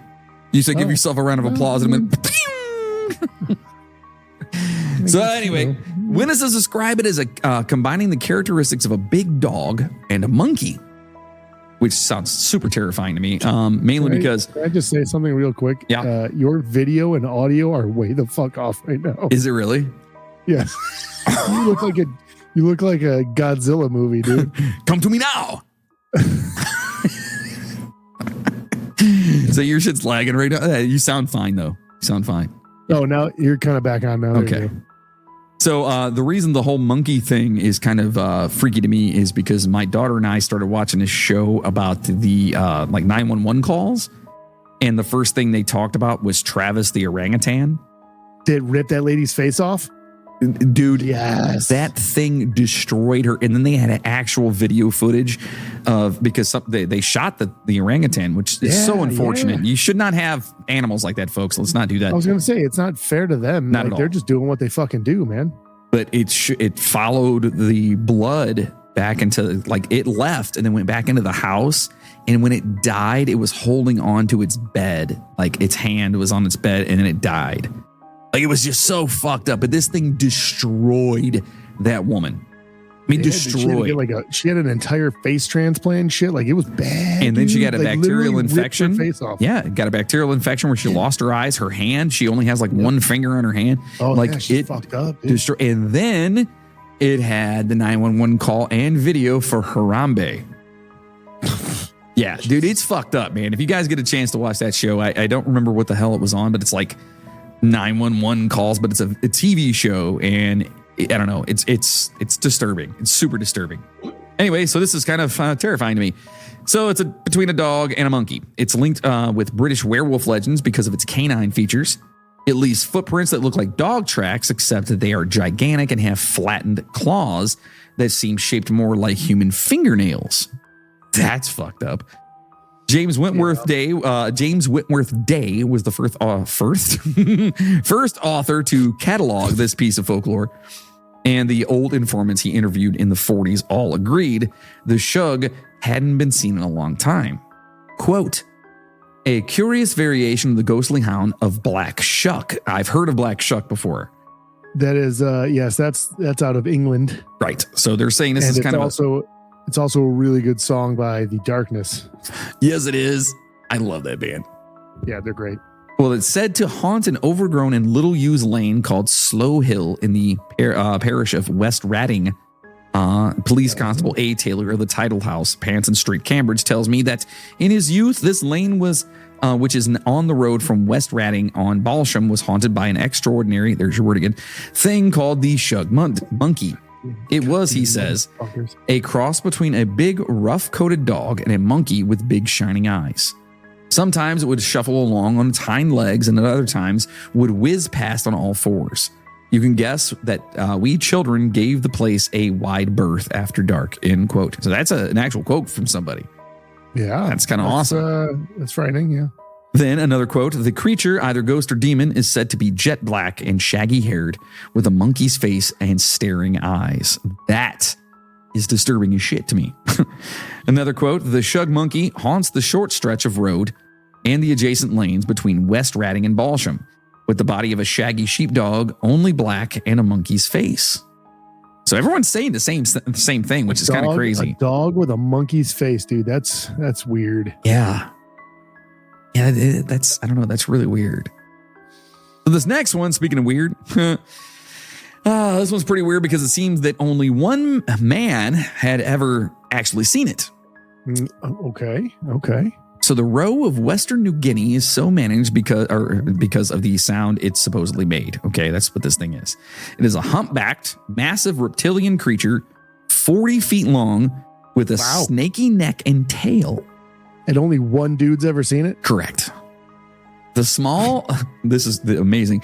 The small, beaked, turtle-like head is adorned with a bony frill and armed with a sharp beak. Okay, so it's got a bony little thing. The front legs are shorter than the hind legs, allowing the roe to rear. Turtle's head, basically. Yeah, I'm envisioning like a stegosaurus or something right now. Okay. Yeah. The bulky body is light brown yellow, blending in with the reedy swamps it lives in, and is covered with uneven scales like armor plate. Along the back is a line of triangular plates. The long tail is tipped. Stegosaurus. That's what I'm saying. The long tail is tipped with a single 20-pound keratinous spike. It's a fucking dinosaur. That's what it sounds like. In cross section, the spike resembles a series of stacked cones. It is 18. What do they know? I don't know. It is 18 inches long and 6 inches wide at the base. That's just the spike on the tail. So 18 inches. How do they get these fucking measurements? One dude was just like, "Hey, dude, let me measure you real quick, so no one will believe me." Yeah. One side of the spike is worn down as it drags along the ground. The roe was encountered by Charles Cannibal Miller and his wife Leona during a whirlwind honeymoon in the New Guinean jungle. Are we really going to trust a guy named Cannibal? I mean, I am. Okay.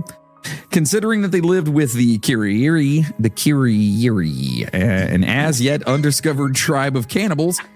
Okay. So the dude's nickname is Cannibal, and he's living with an undiscovered tribe of cannibals. I mean, I assume that's where he got the name from, right? And were served roasted babies to ensure fertility. Seeing a living dinosaur was just another event for them. I mean, you don't eat roasted babies? No. So just on a sidebar to that, if you're not sure about eating children, there is a song that you need to listen to by a band called Jesus Chrysler, and it is called "Don't Eat the Baby." That's a good point to get across. Yeah, listen to that song. Don't eat the baby. You'll be fine. Yeah, don't eat the baby. That's fine. It's a great song, by the way. So it started when Leona, this is his wife here, noticed, because they're on their honeymoon, remember, noticed a Kiriri using implements that resembled elephant's tusks.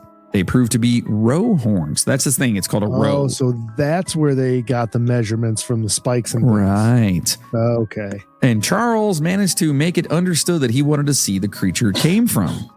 The Kiriri obliged, and the journey took a few days to get to the roe's habitat. How did he get in with a undiscovered cannibalistic tribe?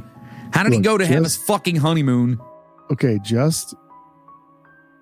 they'll address some of this later on in the little thing that we're talking. Okay. Right. They found a roe. You'll get some answers. Don't worry. Okay. They found a roe in a swampy, reedy delta between two arid plateaus. The sight of it was enough to paralyze Miller with fear, but not long enough to prevent him from filming. The roe's head rose from the reeds on the end of a long neck, and its tail lashed as it called out. It reared several times, glancing in the direction of the whirring camera. So he got film from this? Before slithering away and disappearing behind a stand of dwarf eucalyptus. That was the first and last. Hold on. If that thing is as big as they say it is, how the fuck is it hiding behind a dwarf anything? It's extraordinary.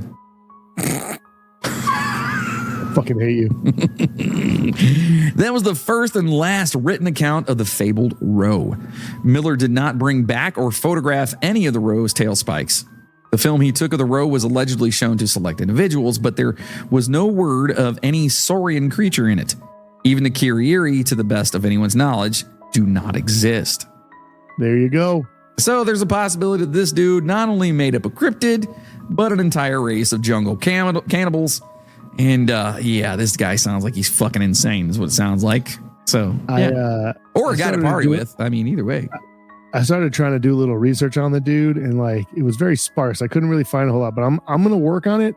I'm going to see if I can find out about this dude a little bit more, and maybe do a bonus episode about this guy. He sounds like a fun guy. A fun guy. He's a mushroom. He does. I mean, who wouldn't take their wife on a honeymoon to the fucking see a goddamn cryptid in a swamp with cannibals, right? That's what I'm saying. That sounds like party time right there. Fucking ain't right, dude. Speaking of partying, we are now heading to Amsterdam. That's right. Ew. One of the most famous Dutch sagas is the bullabak.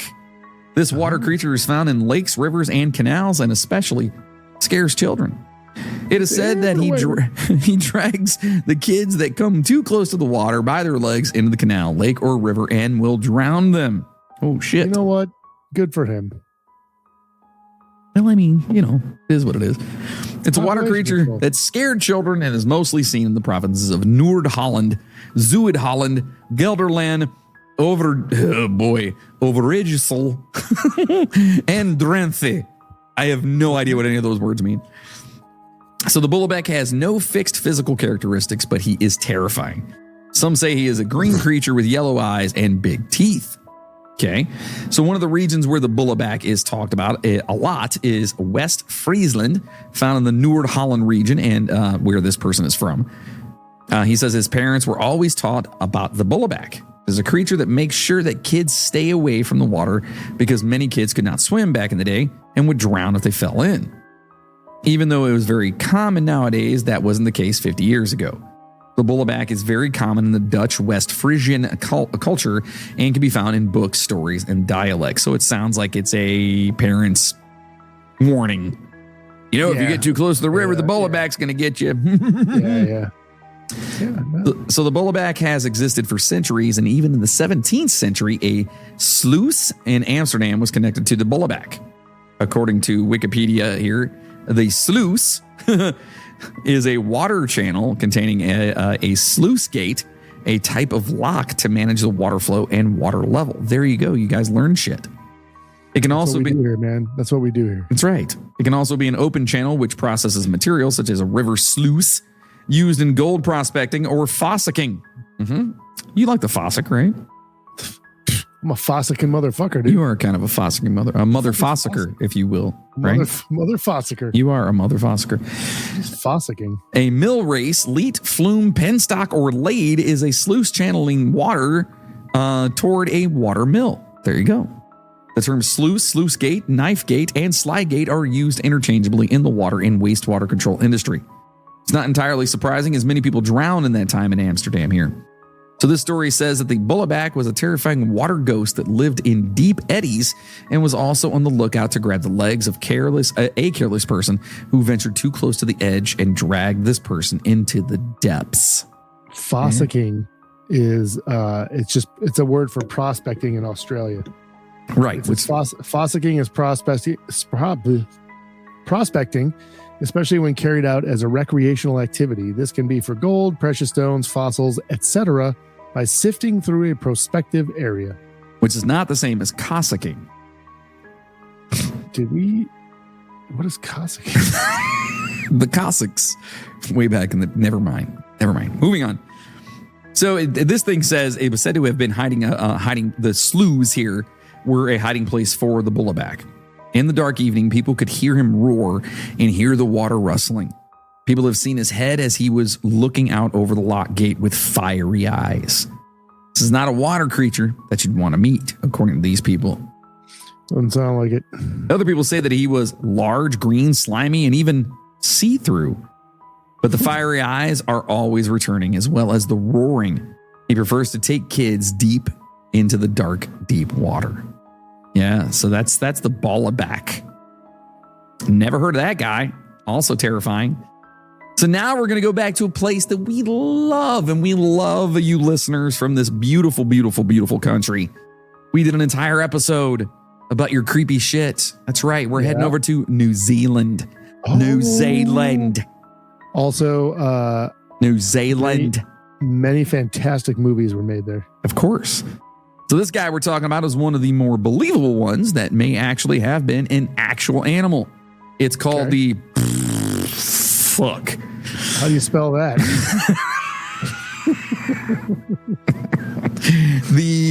Oh God, Waitareki, I'm going to call it. Okay. Waitareki. There you go. In Kiwi folklore, the Waitareki, or the Waitareki, has been described as an otter or beaver type of creature that reportedly lives undisturbed in the deep south of the South Island. While there are varied theories in the true identity of the creature, such as it being a peniped. Peniped. You know what a peniped is? That's like a peniped is like a fucking penguin, right? Like a seal. Oh, that's right. Yeah, so it's like a seal. So it's only got it's got two fins, basically, is what a peniped is. Yeah, or a beaver. And the most common descriptions are of that of a 2-foot-long otter, which aren't otters 2 foot long to begin with. No, they're a little bit smaller than that. Oh. The name of the creature holds almost as much mystery as the animal itself, with no documented origin, leading many skeptics to believe that not only the animal, but the name are simply inventions of someone's vivid imagination. The word Waitareki, and I'm sure I'm saying it wrong, it's probably Waitareki. Right. Is that better for the listeners out there? Especially, we have a lot of New Zealand listeners, and I just totally insulted all of them. I'm so sorry. So in its various spellings, does not occur anywhere in the Maori dictionary, and when challenged by anthropologist T. Rengi Hairoya, it was said to use T. Rio grammar structures incorrectly. I'm assuming that's like an old language they had over there. There have been sporadic reports of the Waitareki across the South Island throughout more than 200 years. The first recorded by colonial founder Captain James Cook, who wrote that in 1773 he encountered a 4-footed mammal on a beach in Dusky Sound. In 1954, a local powwow fisherman claimed an otter swam beneath his glass-bottom boat at the same beach. What adds further intrigue to the mystery of the Wadareki is the fact that all reported sightings are remarkably similar to each other, sparking mystery hunters to keep heading south in the hope of snapping a photograph. Similar reports continue until this day, yet no verified photographs exist. So it's just possibly just a big ass otter. It could be, or something similar. Yeah. That's what I'm saying. That one seems like it was probably just a weird animal that nobody was familiar with. That sounds right. Maybe weren't too many of them left, and people were like, "What the fuck is that?" And then it was like the big thing. It doesn't sound like it's like attacking people or dragging them under or fucking just a weird ass putting just a weird ass animal. I don't know, 2-foot holes in their abdomen or anything like that.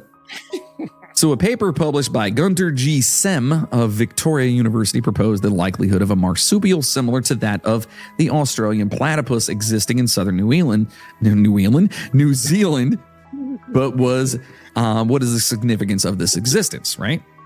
So, well, after New Zealand split from Gondwana land, the large landmass that once joined all continents on Earth, isn't that Pangaea?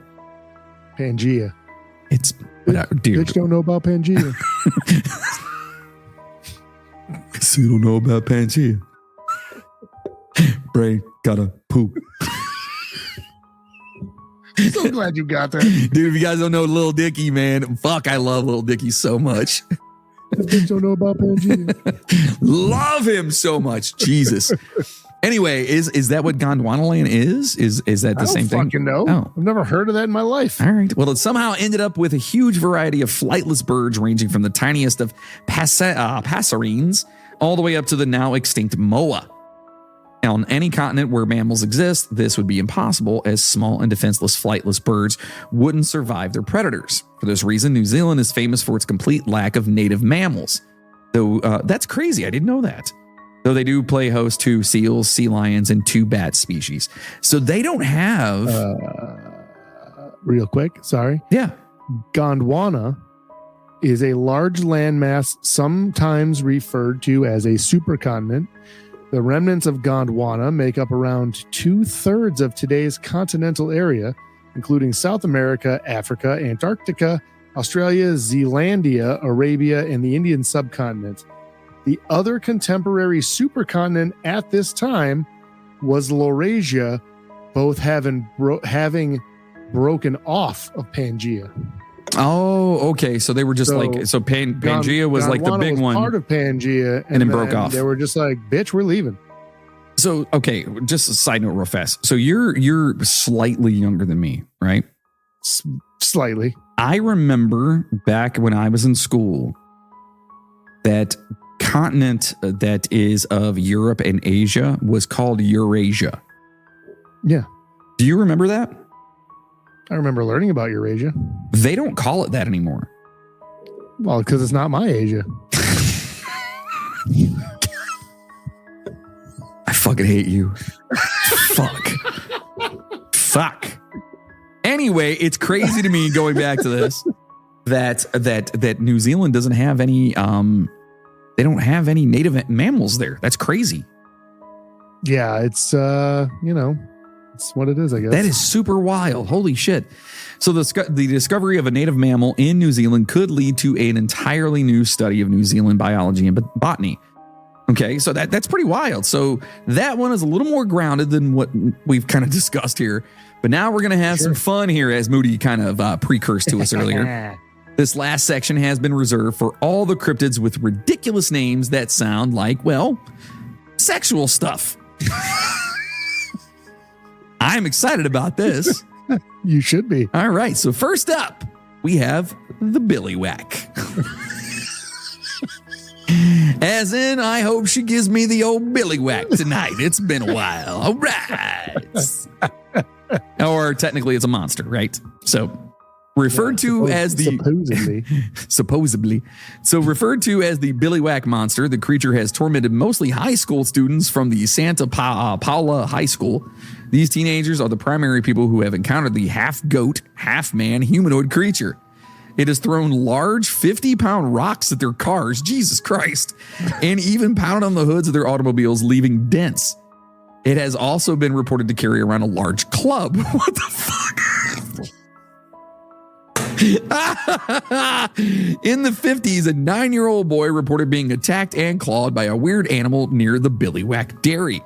He had scratches across his arms and back.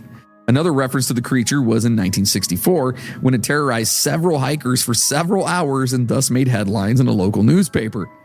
Which newspaper? We're not really sure of. Also in 1964, a Los Angeles Times article reported that deputies found a young boy carrying a sword off to slay the Billywhack. That kid is my new hero, by the way. See, again, we should be carrying swords. Fucking swords, man. Yes. The same article reports that a woman who leased the land once had to hold off 43 monsters seeking children with a shotgun until authorities arrived. I just can't with this shit, dude. I just can't.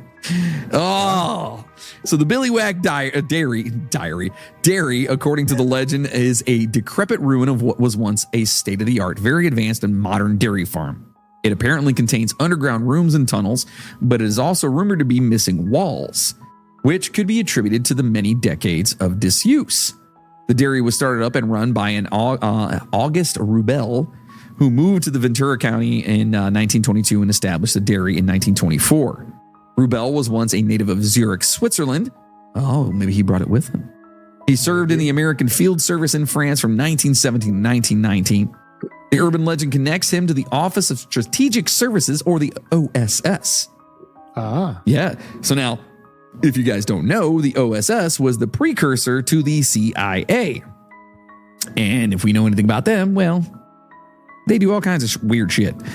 So if the legend is true, the OSS... Or do they? Dun, dun, dun. If the legend is true, I got to bring that one back. If the legend's true, the OSS had Reuben performing experiments beneath the dairy, including trying to make a super soldier. The Billywhack monster is apparently a product of this research and experimentation that escaped to haunt the local area. Ironically, the Billywhack monster is not the only creature sighted in that area. In 1939, several people reported seeing a strange half monkey, half man in Ojai, a small town about 15 miles west of the Billywhack Dairy. I keep wanting to say diary every time I see that word. So, Dear diary. Dear Billywhack Diary, I've seen him again. I saw the monkey man again today. I keep touching myself every time I see him. It frightens me. It turns me on. Dear Billy, here's a whack. Sorry. So reports describe the creature as the size of a 12-year-old boy with gangly long arms and black fur. Mrs. Catherine Loughborough, complained that the monkey creature stole 2 of her chickens from her hen house, and a few weeks later, Mrs. Tom Richards saw the creature eating her corn. Could this be an earlier experiment of Rubel? Could be. I guess we'll never know. I mean, you gotta think. If you made a monkey man hybrid, that motherfucker would kick some ass. Mm-hmm. Well, I mean, but also, be... if you can make a monkey man hybrid, then you should be able to make a goat man hybrid, right? Well, I don't know, because monkeys in human DNA is a lot closer than goat in human DNA, I would assume, right? Then why not do a pig man hybrid? Because that's even closer. True. I mean, you could do a pig man. Yeah. Yeah. I've known a lot of people that could be pig man hybrid. I don't know. Yeah, I think we know the same people. Anyway, next up we have the Snallygaster. Oh, yeah. And it just kind of sounds like old prospector lingo for vagina, if you will. Yeah. I'm going to go back and get me some Snallygaster. I got a joke for you. Oh, God. Prospectors. Okay. Why did the non-binary prospector head to California? Why did the non-binary prospector head to California? I don't know. Why? Because there's gold in them there hills.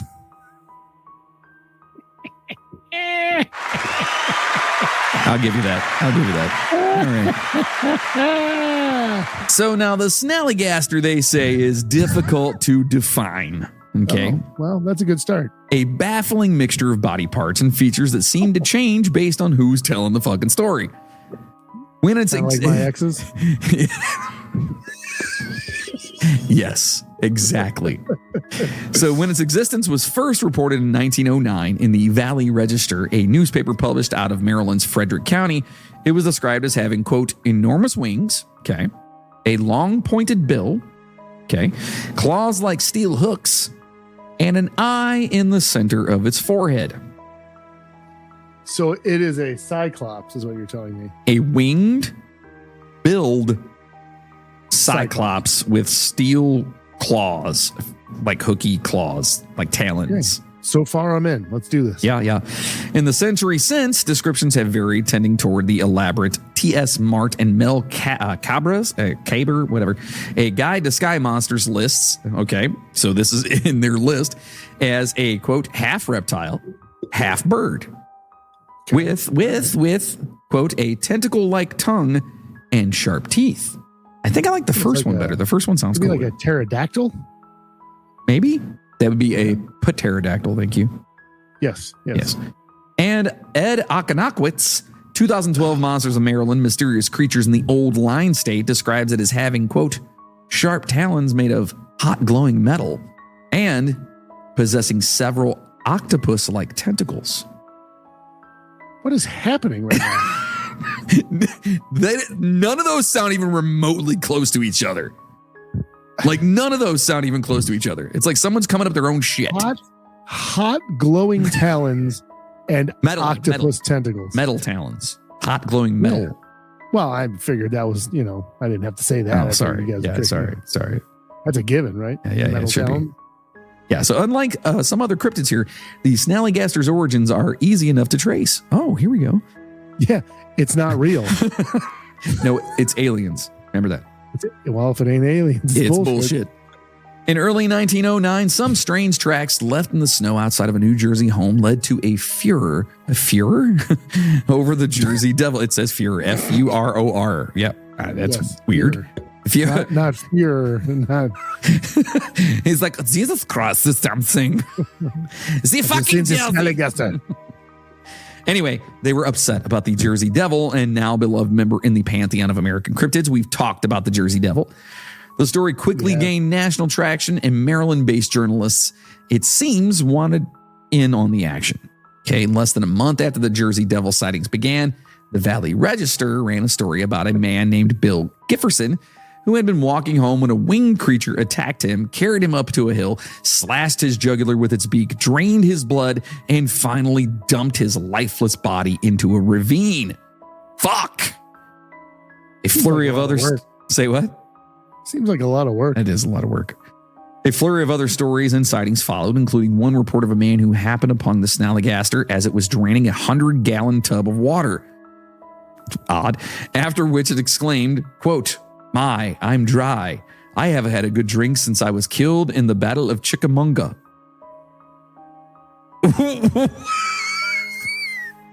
So wait a minute. The snallygaster said this to the dude? Yes.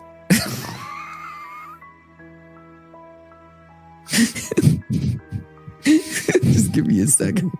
So it turns around and just looks at him and goes, "Hi, I'm dry. I haven't had a good drink since I was killed in the Battle of Chickamauga." Yeah. Okay.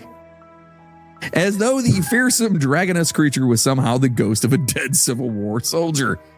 This went on until July, when a final dispatch from the Valley Register described a scientific expedition to discover the nocturnal monster's lair. And they're going after it. Whereupon it erupted from the ground and flew off to Virginia. How did they know where it was going?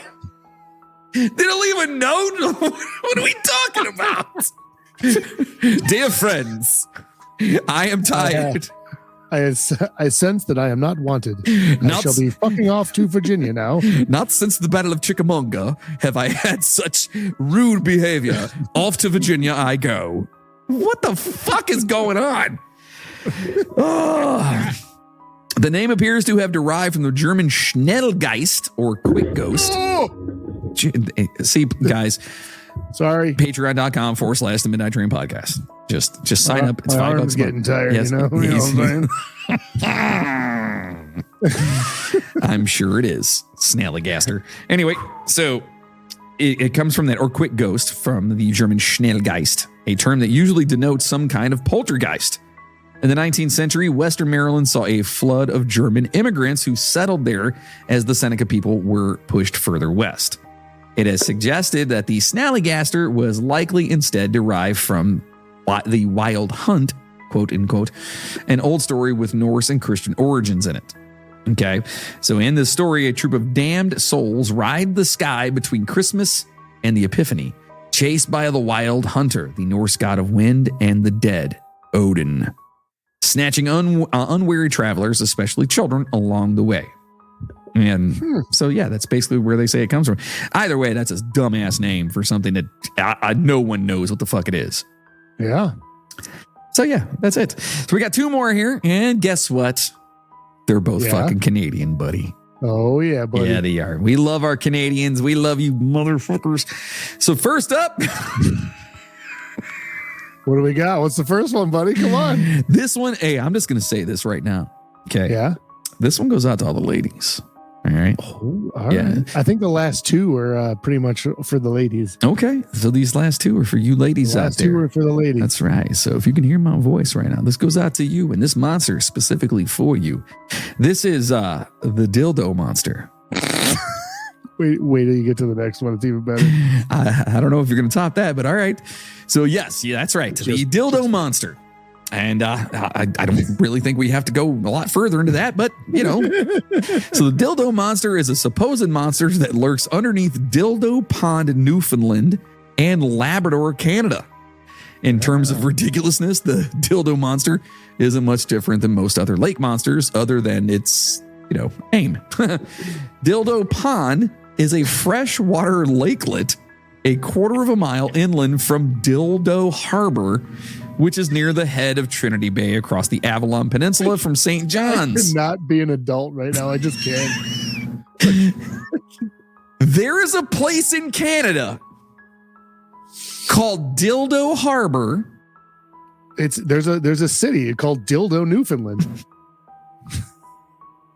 Where I assume is where Dildo Harbor and Dildo Lake is, which harbors the dildo monster. Why? Canada, come on, damn it. You guys make it too easy, Jesus. So, of course, we came across the dildo monster in an old newspaper article, and the article had this to say about the sighting. I can't wait. It was very long. It seemed to vibrate almost. I believe it was girthy and scary. It was of the black variety and quite huge. Also, Ken, before you go on, I would like to say that if you're looking for any information on this cryptid, don't look it up on your work computer because the things that came up when I was looking for the dildo monster. I don't even want to know. Oh man. Oh God. Hold on. Real fast. Hold on. If you guys are listening to this, do me a favor. If you have earbuds in, put this on something in your house or whatever. Hey Siri, what is a dildo monster? Oh, damn it. I didn't say. All right. So no lie. I literally I found out about the dildo monster, and then me just not thinking straight, just simply Googled the dildo monster, and monster dildos came up, huh? Not yes and no. Ooh.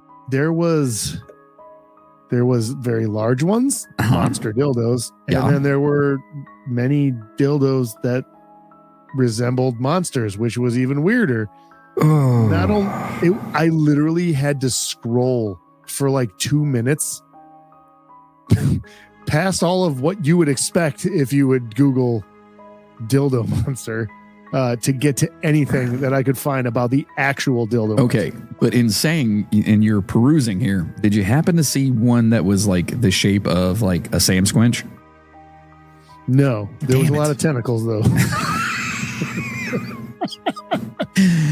Ladies, listen, I'm not judging. You do you. Tentacles. You do you. Men too. Whoever, whatever you guys are doing out there, do it. I don't care. Whatever. Many based off of dragon parts. Like dragon tongues, or are we talking horns, or are we talking ducks? A little bit of everything. Dragon duck. You ladies out there like some dragon duck. And on a side note, I have to say, I'm incredibly impressed with any woman that could fit any of those inside of them. Dude, there's some crazy shit out there. It is wild. Wild. Yeah. Like, if you guys ever want to just, you know what? Don't do it. Never mind. Moving on. Yeah, just don't. Just go look for the dildo monster. You'll find whatever you need. I promise. So this whole article here says, quote, of Blake towns between 200 and 300 inhabitants, 15 of them, adults of unquestioned integrity, have declared that they are willing to go before a magistrate and swear an affidavit that they have seen the monster. Dildosis.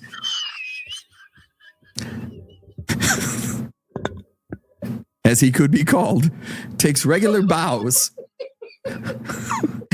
And Blake Towners are now saying that they don't like the gleam in his watery eyes. Even if the reptilian friend does have certain attractions for tourists.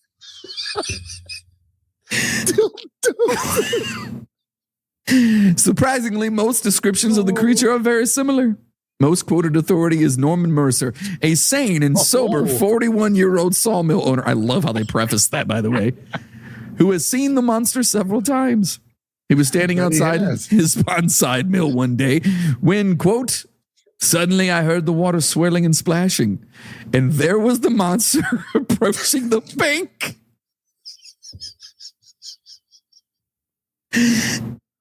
He shouted for his brother and two workmen to join him, and God, this is turning into like, oh my God. And so Mr. Mercer can produce witnesses to the incident. Continuing his story, quote, the monster paid no attention to us, and it came to within a few feet of our logs before turning and swimming away.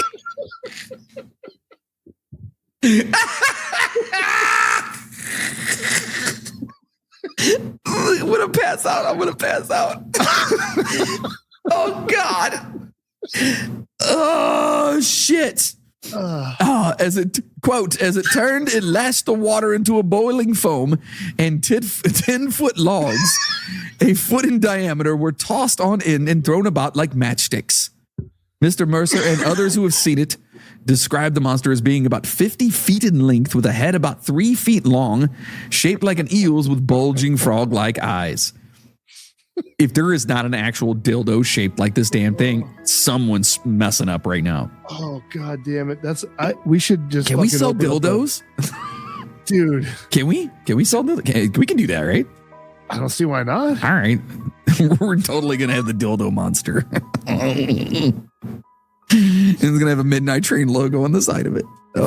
If there is nobody in Newfoundland selling dildo monster dildos. Correct. Yeah. Why are they even there? You're failing. Yeah, you're totally failing. The 5-foot neck is slimmer than the body, which is described as about the size of a rum cask. The tail is shaped like the tailpiece of an airplane, and it seems to swim with this implement, head out of the water and moving steadily at a great rate of speed, without the undulations, of a water snake. First reports of Dildo Pond's inhabitant came from a Norwegian named Nielsen, who set up an experimental fish hatchery as well as kept ducks on one of the pond's 2 islands. The monster appeared to him one eerie dawn. His ducks departed, and so did Nielsen. For the next half century, the monster appeared at intervals of several years, mostly to fishermen and hunters, always when they were alone. So the phenomenon was attributed more to the potency of Newfoundland rum than to fact. About 5 years ago, it became more publicly conscious and took about a regular beat a few yards offshore in front of Blaketown, and the villagers' vow began regarding them with a hungry look in its eyes. They are convinced. Want to get drunk and see the dildo monster. So now we have to sell rum too to go along with it. Yeah. They are convinced. Dildo rum. That's what we need. We got to get a bottle that's shaped like the dildo monster that's full of rum that can still be used as a dildo. Absolutely. That's Absolutely. amazing. That is amazing. That is the $1 million idea right there. I'm just saying. I agree. It is. Yeah. 100%. Yeah. 100%.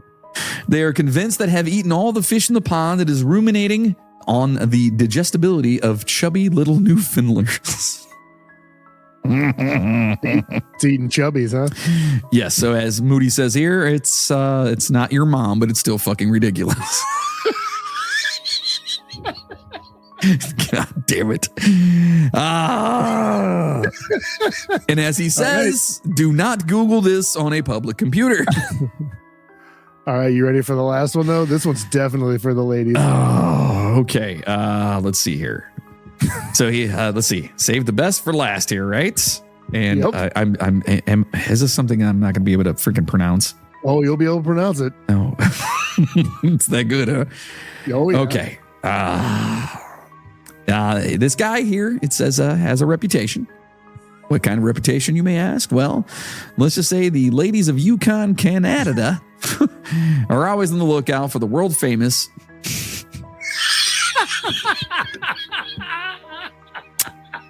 Yep, the Yukon. What's it called? The Yukon beaver eater.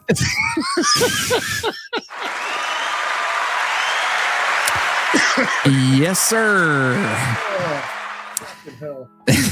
Now, word on the streets is that the Yukon beaver eater has been known to party with the dildo monster on Saturday nights. Also, on a side note, this was Chainsaw's nickname when he was lumberjacking in the 1830s in the Yukon Territory.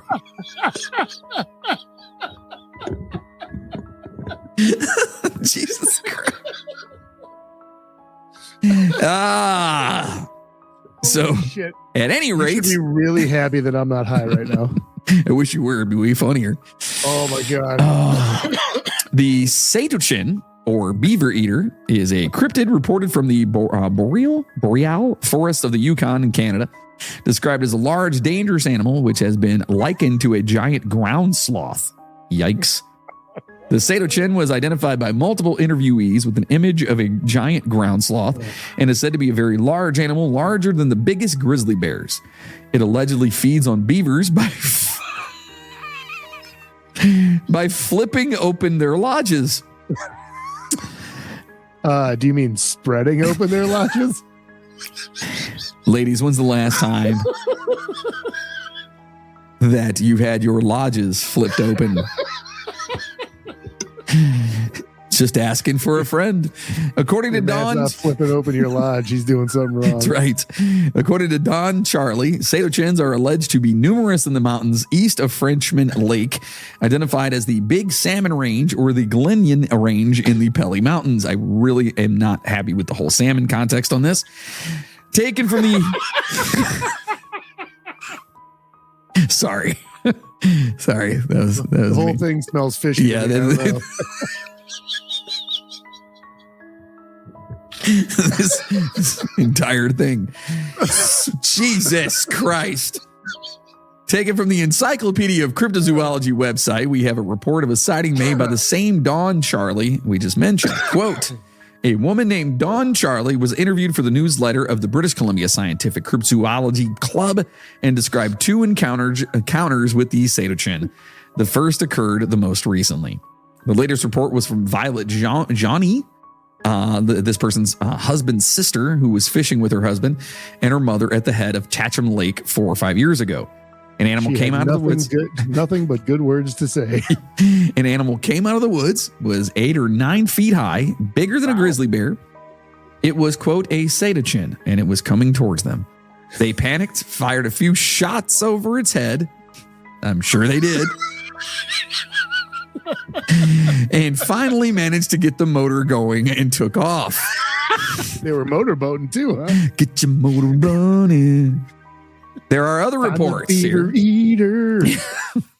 There is also a report that a white man shot one in a small lake in that area. Oh, what? That white man shot one. Jesus fucking woo. Folks, I did not know that we were going into these waters today. And now, boys and girls, it's your favorite part of the show, the movie review. Which top 10 movies will make the cut today? Holy shit. Dude, my face hurts. Yeah, Like it me too, hurts. Like Oh, it hurts. Oh, it should. It should, right? That dildo means we're doing monsters something and right. beaver eaters. All right. So today in the movies, we are talking about the 10 best, worst creature features you probably have never seen. And I want to know, I know you, and you have got to, I'm going to say you've seen at least half this list. Okay. They're right. the 10 best, worst Yes. creature features. Number 10 on our list is from 2012, and this has got our boy Dolph Lundgren in it. Oh, it's going to be great then. If he dies, he dies. Yeah. This is number 10 is Bait from 2012. I have not seen that one. It says Bait may be pushing it to be even on this list because it's a darn good movie, even though the plot is rather ridiculous. A group of people gets caught in a flooded grocery store after tsunami rips through the city, bringing a couple 12-foot great white sharks with it. It sounds dumb, but the graphics are great. The acting isn't half bad, and the movie is suspenseful with a decent body count. The only reason why more people didn't see this movie is that it was an Australian movie that was quietly released to DVD in the US. Okay. All right, so Bait. Might have to check that one out. Yeah. Yeah. Number 9 on our list from 2015, we have Shark Lake. I have not seen Shark Lake. Damn it. This straight-to-digital Dolph Lundgren film, another one, flew under the radar for obvious reasons. The problem is that this movie is really not that bad. It revolves around Lundgren, who is an exotic animal smuggler and loses a bull shark in a local lake. Of course, the acting isn't great, the story is full of holes, and the graphics are okay at best. Still, if you're looking for a good, bad creature feature to watch, this is one definitely worth the watch. And I guess a bull shark could technically live in a lake because there's freshwater, yes, right? Can. They can go between freshwater and salt. And they're bastards. And they're assholes. Yes, they will fuck you up. Number 8. All right, come I on. wonder if there's a bull shark in Dildo Lake. Maybe that's the dildo monster. It There's a might be. bull shark. It might be. Oh, Jesus Christ. 2007, Blackwater. Nope. Damn it. Blackwater is everything that open water wished it could be. It's a suspenseful look at what happens when man finds themselves knocked down a peg on the food chain. They do a great job moving the story along with a plot that has the potential to get boring and repetitive. The only reason that this movie is not as well known in the US is that it was produced and released in Australia. What is happening? Dolph Lundgren in Australia apparently just make really shitty creature. Yeah, that's so. Oh, dude. Okay. This one, I don't know if you've seen this one, but the next one, I know for a fact you have Okay. because it's one of my favorite movies, and I know it's one of yours. But first, All right. number 7, Into the Grizzly Maze from 2015. I've heard of this movie. I haven't seen it though. All right. Never thought a bear could be a horror movie antagonist? You've never seen Into the Grizzly Maze. This is an excellent movie that never made it into theaters, even though it stars Billy Bob Thornton, James Marsden, and Thomas Jane. This person says they rented this film from a Redbox because they had a free rental. It was the best free rental I have ever had. That's pretty awesome. With Billy Bob Thornton and James Marsden, dude, why have I never heard of that? All right, number 6, 1984, Chud. Oh, fuck.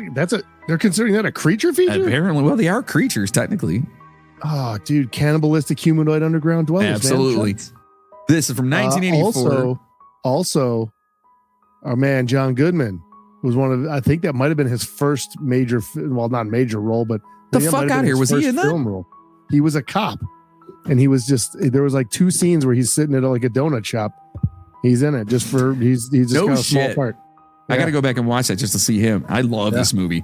So this movie is somewhat of a cult classic, absolutely, but it wouldn't be surprising if you had never heard of Chud. Of course, hopefully some of you people have. Like Moody says, it stands for Cannibalistic Humanoid Underground Dwellers, which is what the government calls the creatures that are lurking in New York sewers and eating people. Though the film is corny as all get out, the idea behind it is actually thought-provoking. You may think that this person is crazy talking about this, but we promise you won't hate us after you watch this movie because it's so bad that it's good. Oh, it's great. Yeah, it's so fantastic. I love this movie. I actually saw this right after it came out. Yeah. Like way back because I'm old as shit. But I saw this and I remember being like freaked out, but not at the same time. You know what I mean? Yeah, it's almost like that. What's the ones where they would come out of the toilets? Critters? No, not Critters. The other one. There's another one. Critters was great. I loved Critters, the original. There's another one where they come out of, maybe I'm thinking of Chud. I'll think of it. All right. 1997, number 5 here. The Relic. I've seen this one. I figured. This movie actually went to the theaters in the 90s, but it has been largely forgotten, which is a shame because it's a pretty good movie. I feel like I may have seen that in the theaters, actually. That'd be amazing. They never really explain what the creature is other than a reptilian creature that may be the product of dark magic. It stars the brilliant Tom Sizemore before drugs cut his promising career short. And Tom Sizemore, he died, right? I don't know if he die. Is that why they cut his career short? I don't know. Well, no, it says here he's still alive, but no one in Hollywood will touch him. I think he's still alive, or I thought he died. Anyway, if you have not had the pleasure of watching The Relic, I would bump it toward the top of your watch list, and it's pretty awesome. Well, here's one, number 4 on our list, 2005's Feast. I've seen this one. I feel like I have. I think I have. Okay, so Feast is unlike anything before or anything since. It is technically a B movie, but this film could have gone or done great in the theaters if it had financial backing. They completely turned standard horror movie cliches on their heads and made a genuinely enjoyable creature feature that left you wanting more. Unfortunately, they gave us more in 2 sequels that were absolute shit. So just watch the first one. If I'm not mistaken, this is about, I think it's about alligators. I think. I could be wrong. I want to say I've seen that one, but I can't remember off the top of my head. Well, speaking of alligators, number 3 is from 1980, and it's simply called, Alligator. This one is difficult to find, which is why, that people hold on to their VHS copies close to their hearts. And if you guys don't know what a VHS is, well, you're too fucking young. It is hard to get much beer than this, but that's part of the charm. It plays on the urban legend of alligators in the New York sewers, which were flushed down the toilet when they got too big. The alligator in the aptly titled Alligator ends up growing into a hulking monster with an insatiable appetite. It's up to a hard-nosed cop with a shady past to take down the menace. And if you can find it, it says that it's absolutely, recommended to watch this. And so, yeah, back in the day, if you guys aren't aware of that, they used to say that if you flushed a, your goldfish or whatever it is down the toilet or whatever in New York, that it goes into the sewers and it just becomes this great big thing. I have seen Feast because I forgot that fucking Henry Rollins is in that movie. Oh, no shit. And so is why do I not remember him? I don't remember him in this movie, but Jason Mewes is in it as well. Fucking Jay from Jay and Silent Bob. Yeah, no shit. Yeah. And Balthazar Getty, I don't know if you know who he is. Oh, I know who Balthazar Getty is, yeah. Yeah, he's in it too. Got like the greatest name in acting ever. Yeah, right. His first name is Paul, though, so, His first name is Paul? His name is Paul Balthazar Getty, yeah. His parents had to have been hippies. Number 2, from 2016, we have Ice Sharks. Oh, boy, that sounds amazing. You ever heard of this? No, I have not. I'm sorry. Okay, well, this sounds pretty horrible, actually. So Ice Sharks is easily the newest entry on the list. Every year, Sci-Fi, there you go, pumps out a number of creature features. Sci-fi movie. Yes, those are all garbage. But for the past few years, they have been ramping up shark movies around what they are now dubbing Sharknado Week. While most of them are so bad they don't deserve a watch, much less a mention, there is one that stood out this past year. The makers of Ice Sharks actually did a modicum? Wow, that's a good word. I got to start using that one.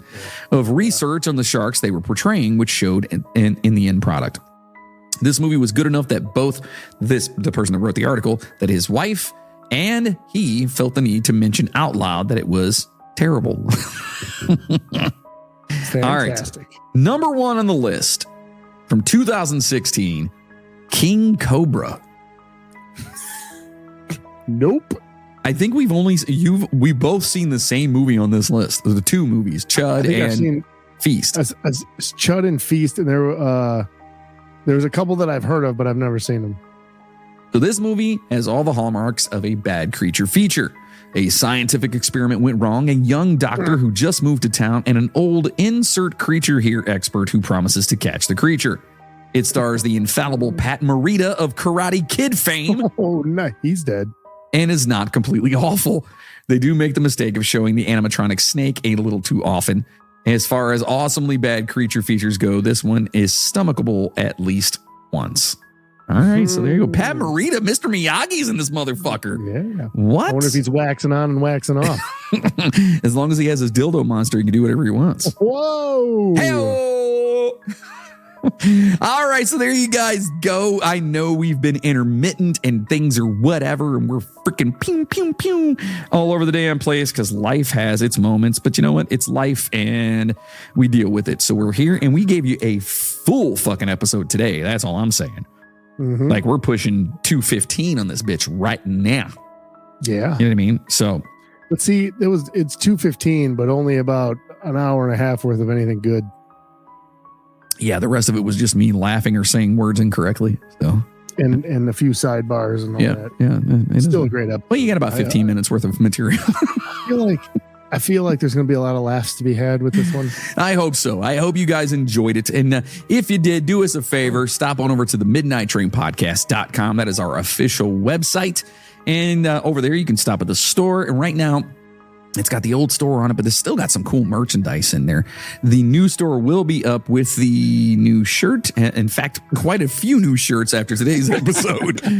Where we're going to have all kinds of stuff up there. And if you go on to our Facebook page or find us on our socials or whatever, I posted a link to the new shirt that we just had up that just said, well, we never said when. You know what I mean? We never said when. We never said when. So do us a favor. Huh? I said it'll happen. Yeah, it's true. We never said when. So support the show, grab some merchandise, tell people like, listen, these guys are complete idiots, but they're entertaining. You know what I mean? That's all we can ask for. That's right. Yeah. I mean, the last half hour of this podcast was something. It was something. And if you liked what you heard from us, or if you feel like, oh my God, these poor guys, well, donate to the show. Become a producer of the show. Become a first-class passenger. Become a fucking pooper. And if you don't know what that means, microphone stand, please. Moody needs a microphone stand. I need health insurance. Okay, let's just put it that way. All right. We all need things in life, but we also want to continue do the show. So, the more you guys can help us out, the more it helps out. And we don't ever want anyone to give us. If you can't afford it, don't worry about it. Just tell people about the show. All right. Period. That's all there is to it. But if you did decide to do that, patreon.com/the Midnight Train podcast, $5 a month. You get all the bonuses. There's all kinds of different tiers. Oh, $250. Yes, we are going to be changing it. Please don't let me forget to do that. I have to get that done. Not that, I have a million plates spinning right now. Look at me with my plates. No? Okay. You're looking really macabre right now. Do you not have lights on in your room? No, it was fine earlier. Then it got dark, and now I'm sitting here with Just do me a favor real fast. Just say, I'm the leprechaun. I'm the leprechaun. So he's in this dark room right now, holding on to his microphone with a flashlight or something under his face.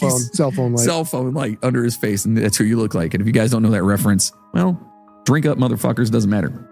So anyway, help out the show. Become a pooper, a first-class passenger, whatever the fuck you want to call yourself. The cool guys call themselves poopers. Anyway, don't forget to follow us on all our socials like Twitter, Instagram, TikTok, Bing, Bang, Boom, all those things.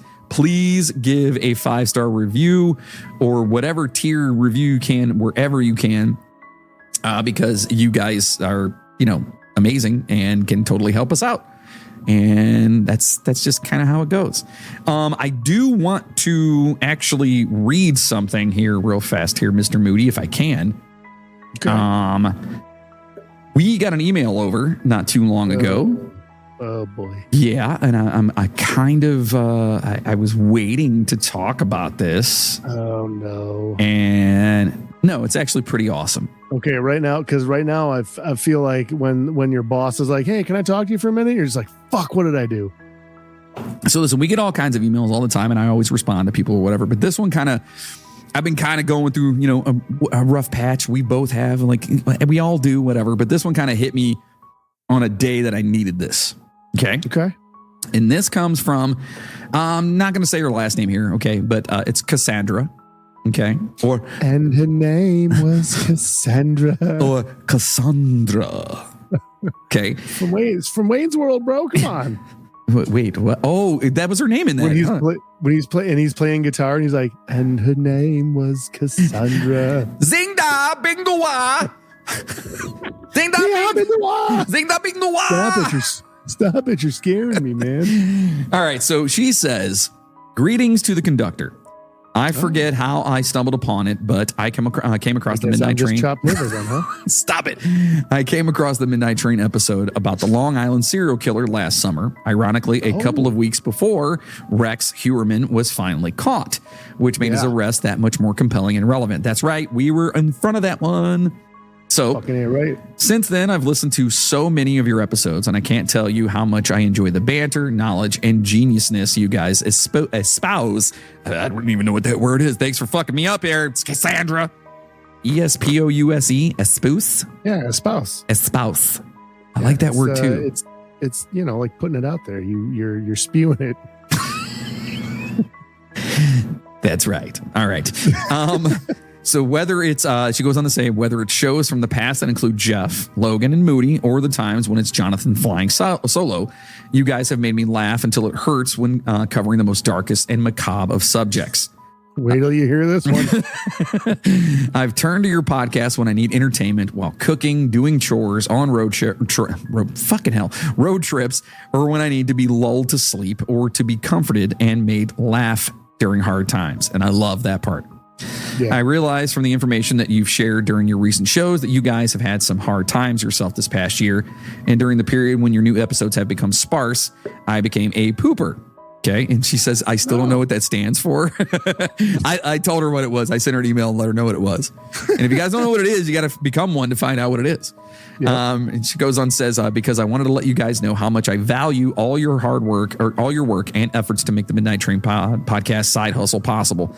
And I was afraid, that you guys might be calling it quits before I could express my appreciation. We're not going anywhere. I promise. No. We never said when, though. Yeah, we never. That's screwed. Just remember that. Yes. We never said when. She goes on to say, fast forward to now, I've come across some financial hardships, and although it doesn't seem like a lot of money to many, I withdrew my pooper support for now so I can help cover the cost of living in California. And we all know how times are fucking hard, but California, it's expensive out there. It's beautiful in northern Humboldt County, but the price of gas is ridiculous out here. LOL. Yeah, I can only imagine. Mm-hmm. I plan to once again support the Midnight Train as soon as I get back on my financial feet and hope you guys will still be doing the podcast for as long as you can. Also, I wanted to say that the shirt and the poster that you sent out a couple of months ago was so cool. Receiving them in the mail really brightened up my day when I was going through a difficult time. You guys rock. Wishing you guys the best because you are the best. P.S. Jonathan, it sounds like you'd like wine. If you're ever in California again, the El Dorado County wine country is worth checking out. Okay. I responded to her, but I wanted to do it on here because it hit me really hard. This whole email hit me pretty hard. One, any of our listeners do not feel obligated to pay for anything. It doesn't matter what it is. I don't care if Moody cries and says that his kids haven't eaten in a month. That's his fucking problem. Okay? Just saying. That's fucked up, dude. Just saying. But I'm just saying, but seriously, like you guys don't have to. And if you can, cool. That's amazing to us. Like it's more important to us that anybody wants to pay for anything we do anyway. I'm amazed that people listen to the show. You know what I mean? So let alone actually paying for things. So like if you buy shirts, if you happen to become a Patreon listener or whatever it is, that's huge. That's absolutely fucking huge. But you don't have to do that, and don't ever feel like you're obligated to do that. It's like we tease and joke like, oh, I need insurance, or he needs a new mic stand, or whatever it is. I mean, I do need a new mic stand. You do need one. But don't ever put yourself out for anything pertaining to us whatsoever. Okay. No. Don't ever do that whatsoever. So Cassandra, to anyone else out there who I know there's been a couple people also that had to stop, being subscribing to our Patreon because they've had issues. Listen, we're going to be here no matter what. We're still going to be putting out bonus episodes. In fact, a lot more now because Moody apparently fucked up, and now we have a bunch of bonus shit we're going to be doing because he's like, "Oh, I found a bunch of stuff." Yeah, so I guess we're doing that. I did. We have, because I'm an idiot and I find cool things, and I'm like, I'm going to make an episode out of this one, and then I realize that it's not going to be long enough. There's not enough information. Episode. Because we really do, we try to, when we do the show in these episodes, we try to make it long enough that it's enough information, but, obviously not too long to bore anybody. So we try to keep it around the hour and a half to 2 hour mark. We can bore people within an hour if we wanted to. Well, I mean, I could just talk to someone and bore them, you know what I mean? But for the show, but so there's a lot of stuff that we have. And when I say this too, I should send you guys a list one of these days. Of our, what's that damn thing we use for Trello? The Trello. Our Trello account has, God, I can't even tell you how many fucking things are in there.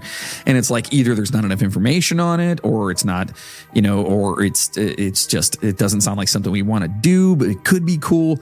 So anyway, we do all that. And so we have a lot of bonus stuff coming. But my point in saying that is that the bonus stuff is going to be there. So if and when you can come back to that, it'll be there. I would say it'll be fun because you'll have a bunch of shit to listen to. Correct. You come back to that. But if not, listen, we're still here, and we hope that everybody out there that can hear our voices, we hope that you guys are doing all right out there. I know things are tough, man. It sucks out there. There's some crazy shit going on. And I mean, hopefully we can just add some levity to your lives and, not make, we're not a political podcast. We make jokes about stuff, but we try not even to go too far into those, you know what I mean? Because there's too much of that shit out there. We may make some crass jokes about, dildos. I mean, that happened. Beaver eaters. Beaver eaters.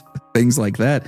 But you honestly, guys just remember that no matter how bad shit is going in your life, just remember, be happy or not us. That is true. Yes. Could be a lot worse. You could be us. Yeah, because you guys don't know the half of it. You really don't know the half of it, but we still do this. And a lot of what happens with us too, and just to put this out here, and I know we've been going forever here, and it's the end of the show. Most people have probably turned this fucking thing off anyway, but I have to say real fast to Bill and Katie, and I hope they're having a blast over in Ireland right now. So if they hear this while they're there, I hope they're having a blast.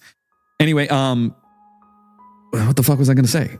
Oh, a lot of the times, most of the times is only because Moody and I, we just, our schedules just don't line up, and it's not even like, oh shit, I fell down a cliff and, had a beaver eater attack me, It wasn't that. It was just we're trying to get on a fucking schedule. The only reasonable excuse. For now on, it's going to be. Sorry, guys, the beaver eater got me. That's all I'm going to say for now on. If we don't have an episode for the week, I'm just going to type sorry, the beaver eater got us. That's it. So that's what happens. I mean, we both have, lives and day jobs, unfortunately. I would love to do this fucking full time. Yeah, that would be a dream to me, but unfortunately it's just not, it's not happening right now. And it's fine. It is what it is. Yet. Right. Correct. Yet. But Cassandra, I don't know how you pronounce it, but I'm going to say it's Cassandra because it sounds cooler that way. You're amazing. The rest of you guys out there are amazing. Thank you so much for just being here with us and going along for the ride. You have no idea how awesome it is that you even took the time to send the email. You know what I mean? That is huge to me.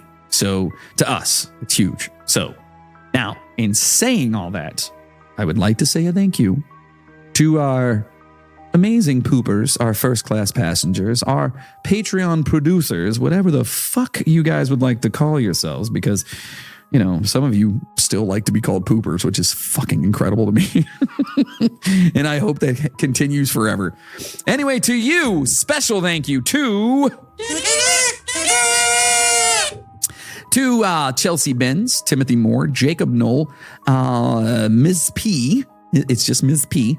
Jacob Peters, Stoner Babe 69, Tim Karras, Zoe Miller, Tracy Valancourt, Edgar Rodriguez, Jenny Wynn, Riley with no last name, Chris Connors, Amanda C., Micah Purdue, Dale Wells, George DeJesus, Megan McTeary, Amanda Denz, Chris Lucas, Joseph Aramo, Nathan Diekman, Caitlin McKinney. Ooh, happy birthday, Caitlin, Yes. right? Had a birthday. That's Happy awesome. birthday. To Maggie Brothers, Rick Resler, Miles Campbell, Brian Gunzman, Pumpkin Escobar, Mac Doherty, Janet Sherrill, Chad Flint, Chris McLeod, Justin Kowalczyk, Christina Skelton from the Sister Skelton podcast. We miss you. Maria Gibbs to Chainsaw. The fuck? To Courtney Batchelor, Katie Brabenik, and of course, our boy, Bill Birch. Oh, yeah, good for you. That was the best one yet. So do us a favor, spread the word. And if you want your name to be mentioned on the show and for us to be forever grateful, become a Patreon producer, okay? Stay safe out there, passengers. And until next time, keep questioning, keep exploring, and never stop seeking the truth. Oh, and choo-choo, motherfuckers! Now go home and get your fucking shine box. The beaver eater got me.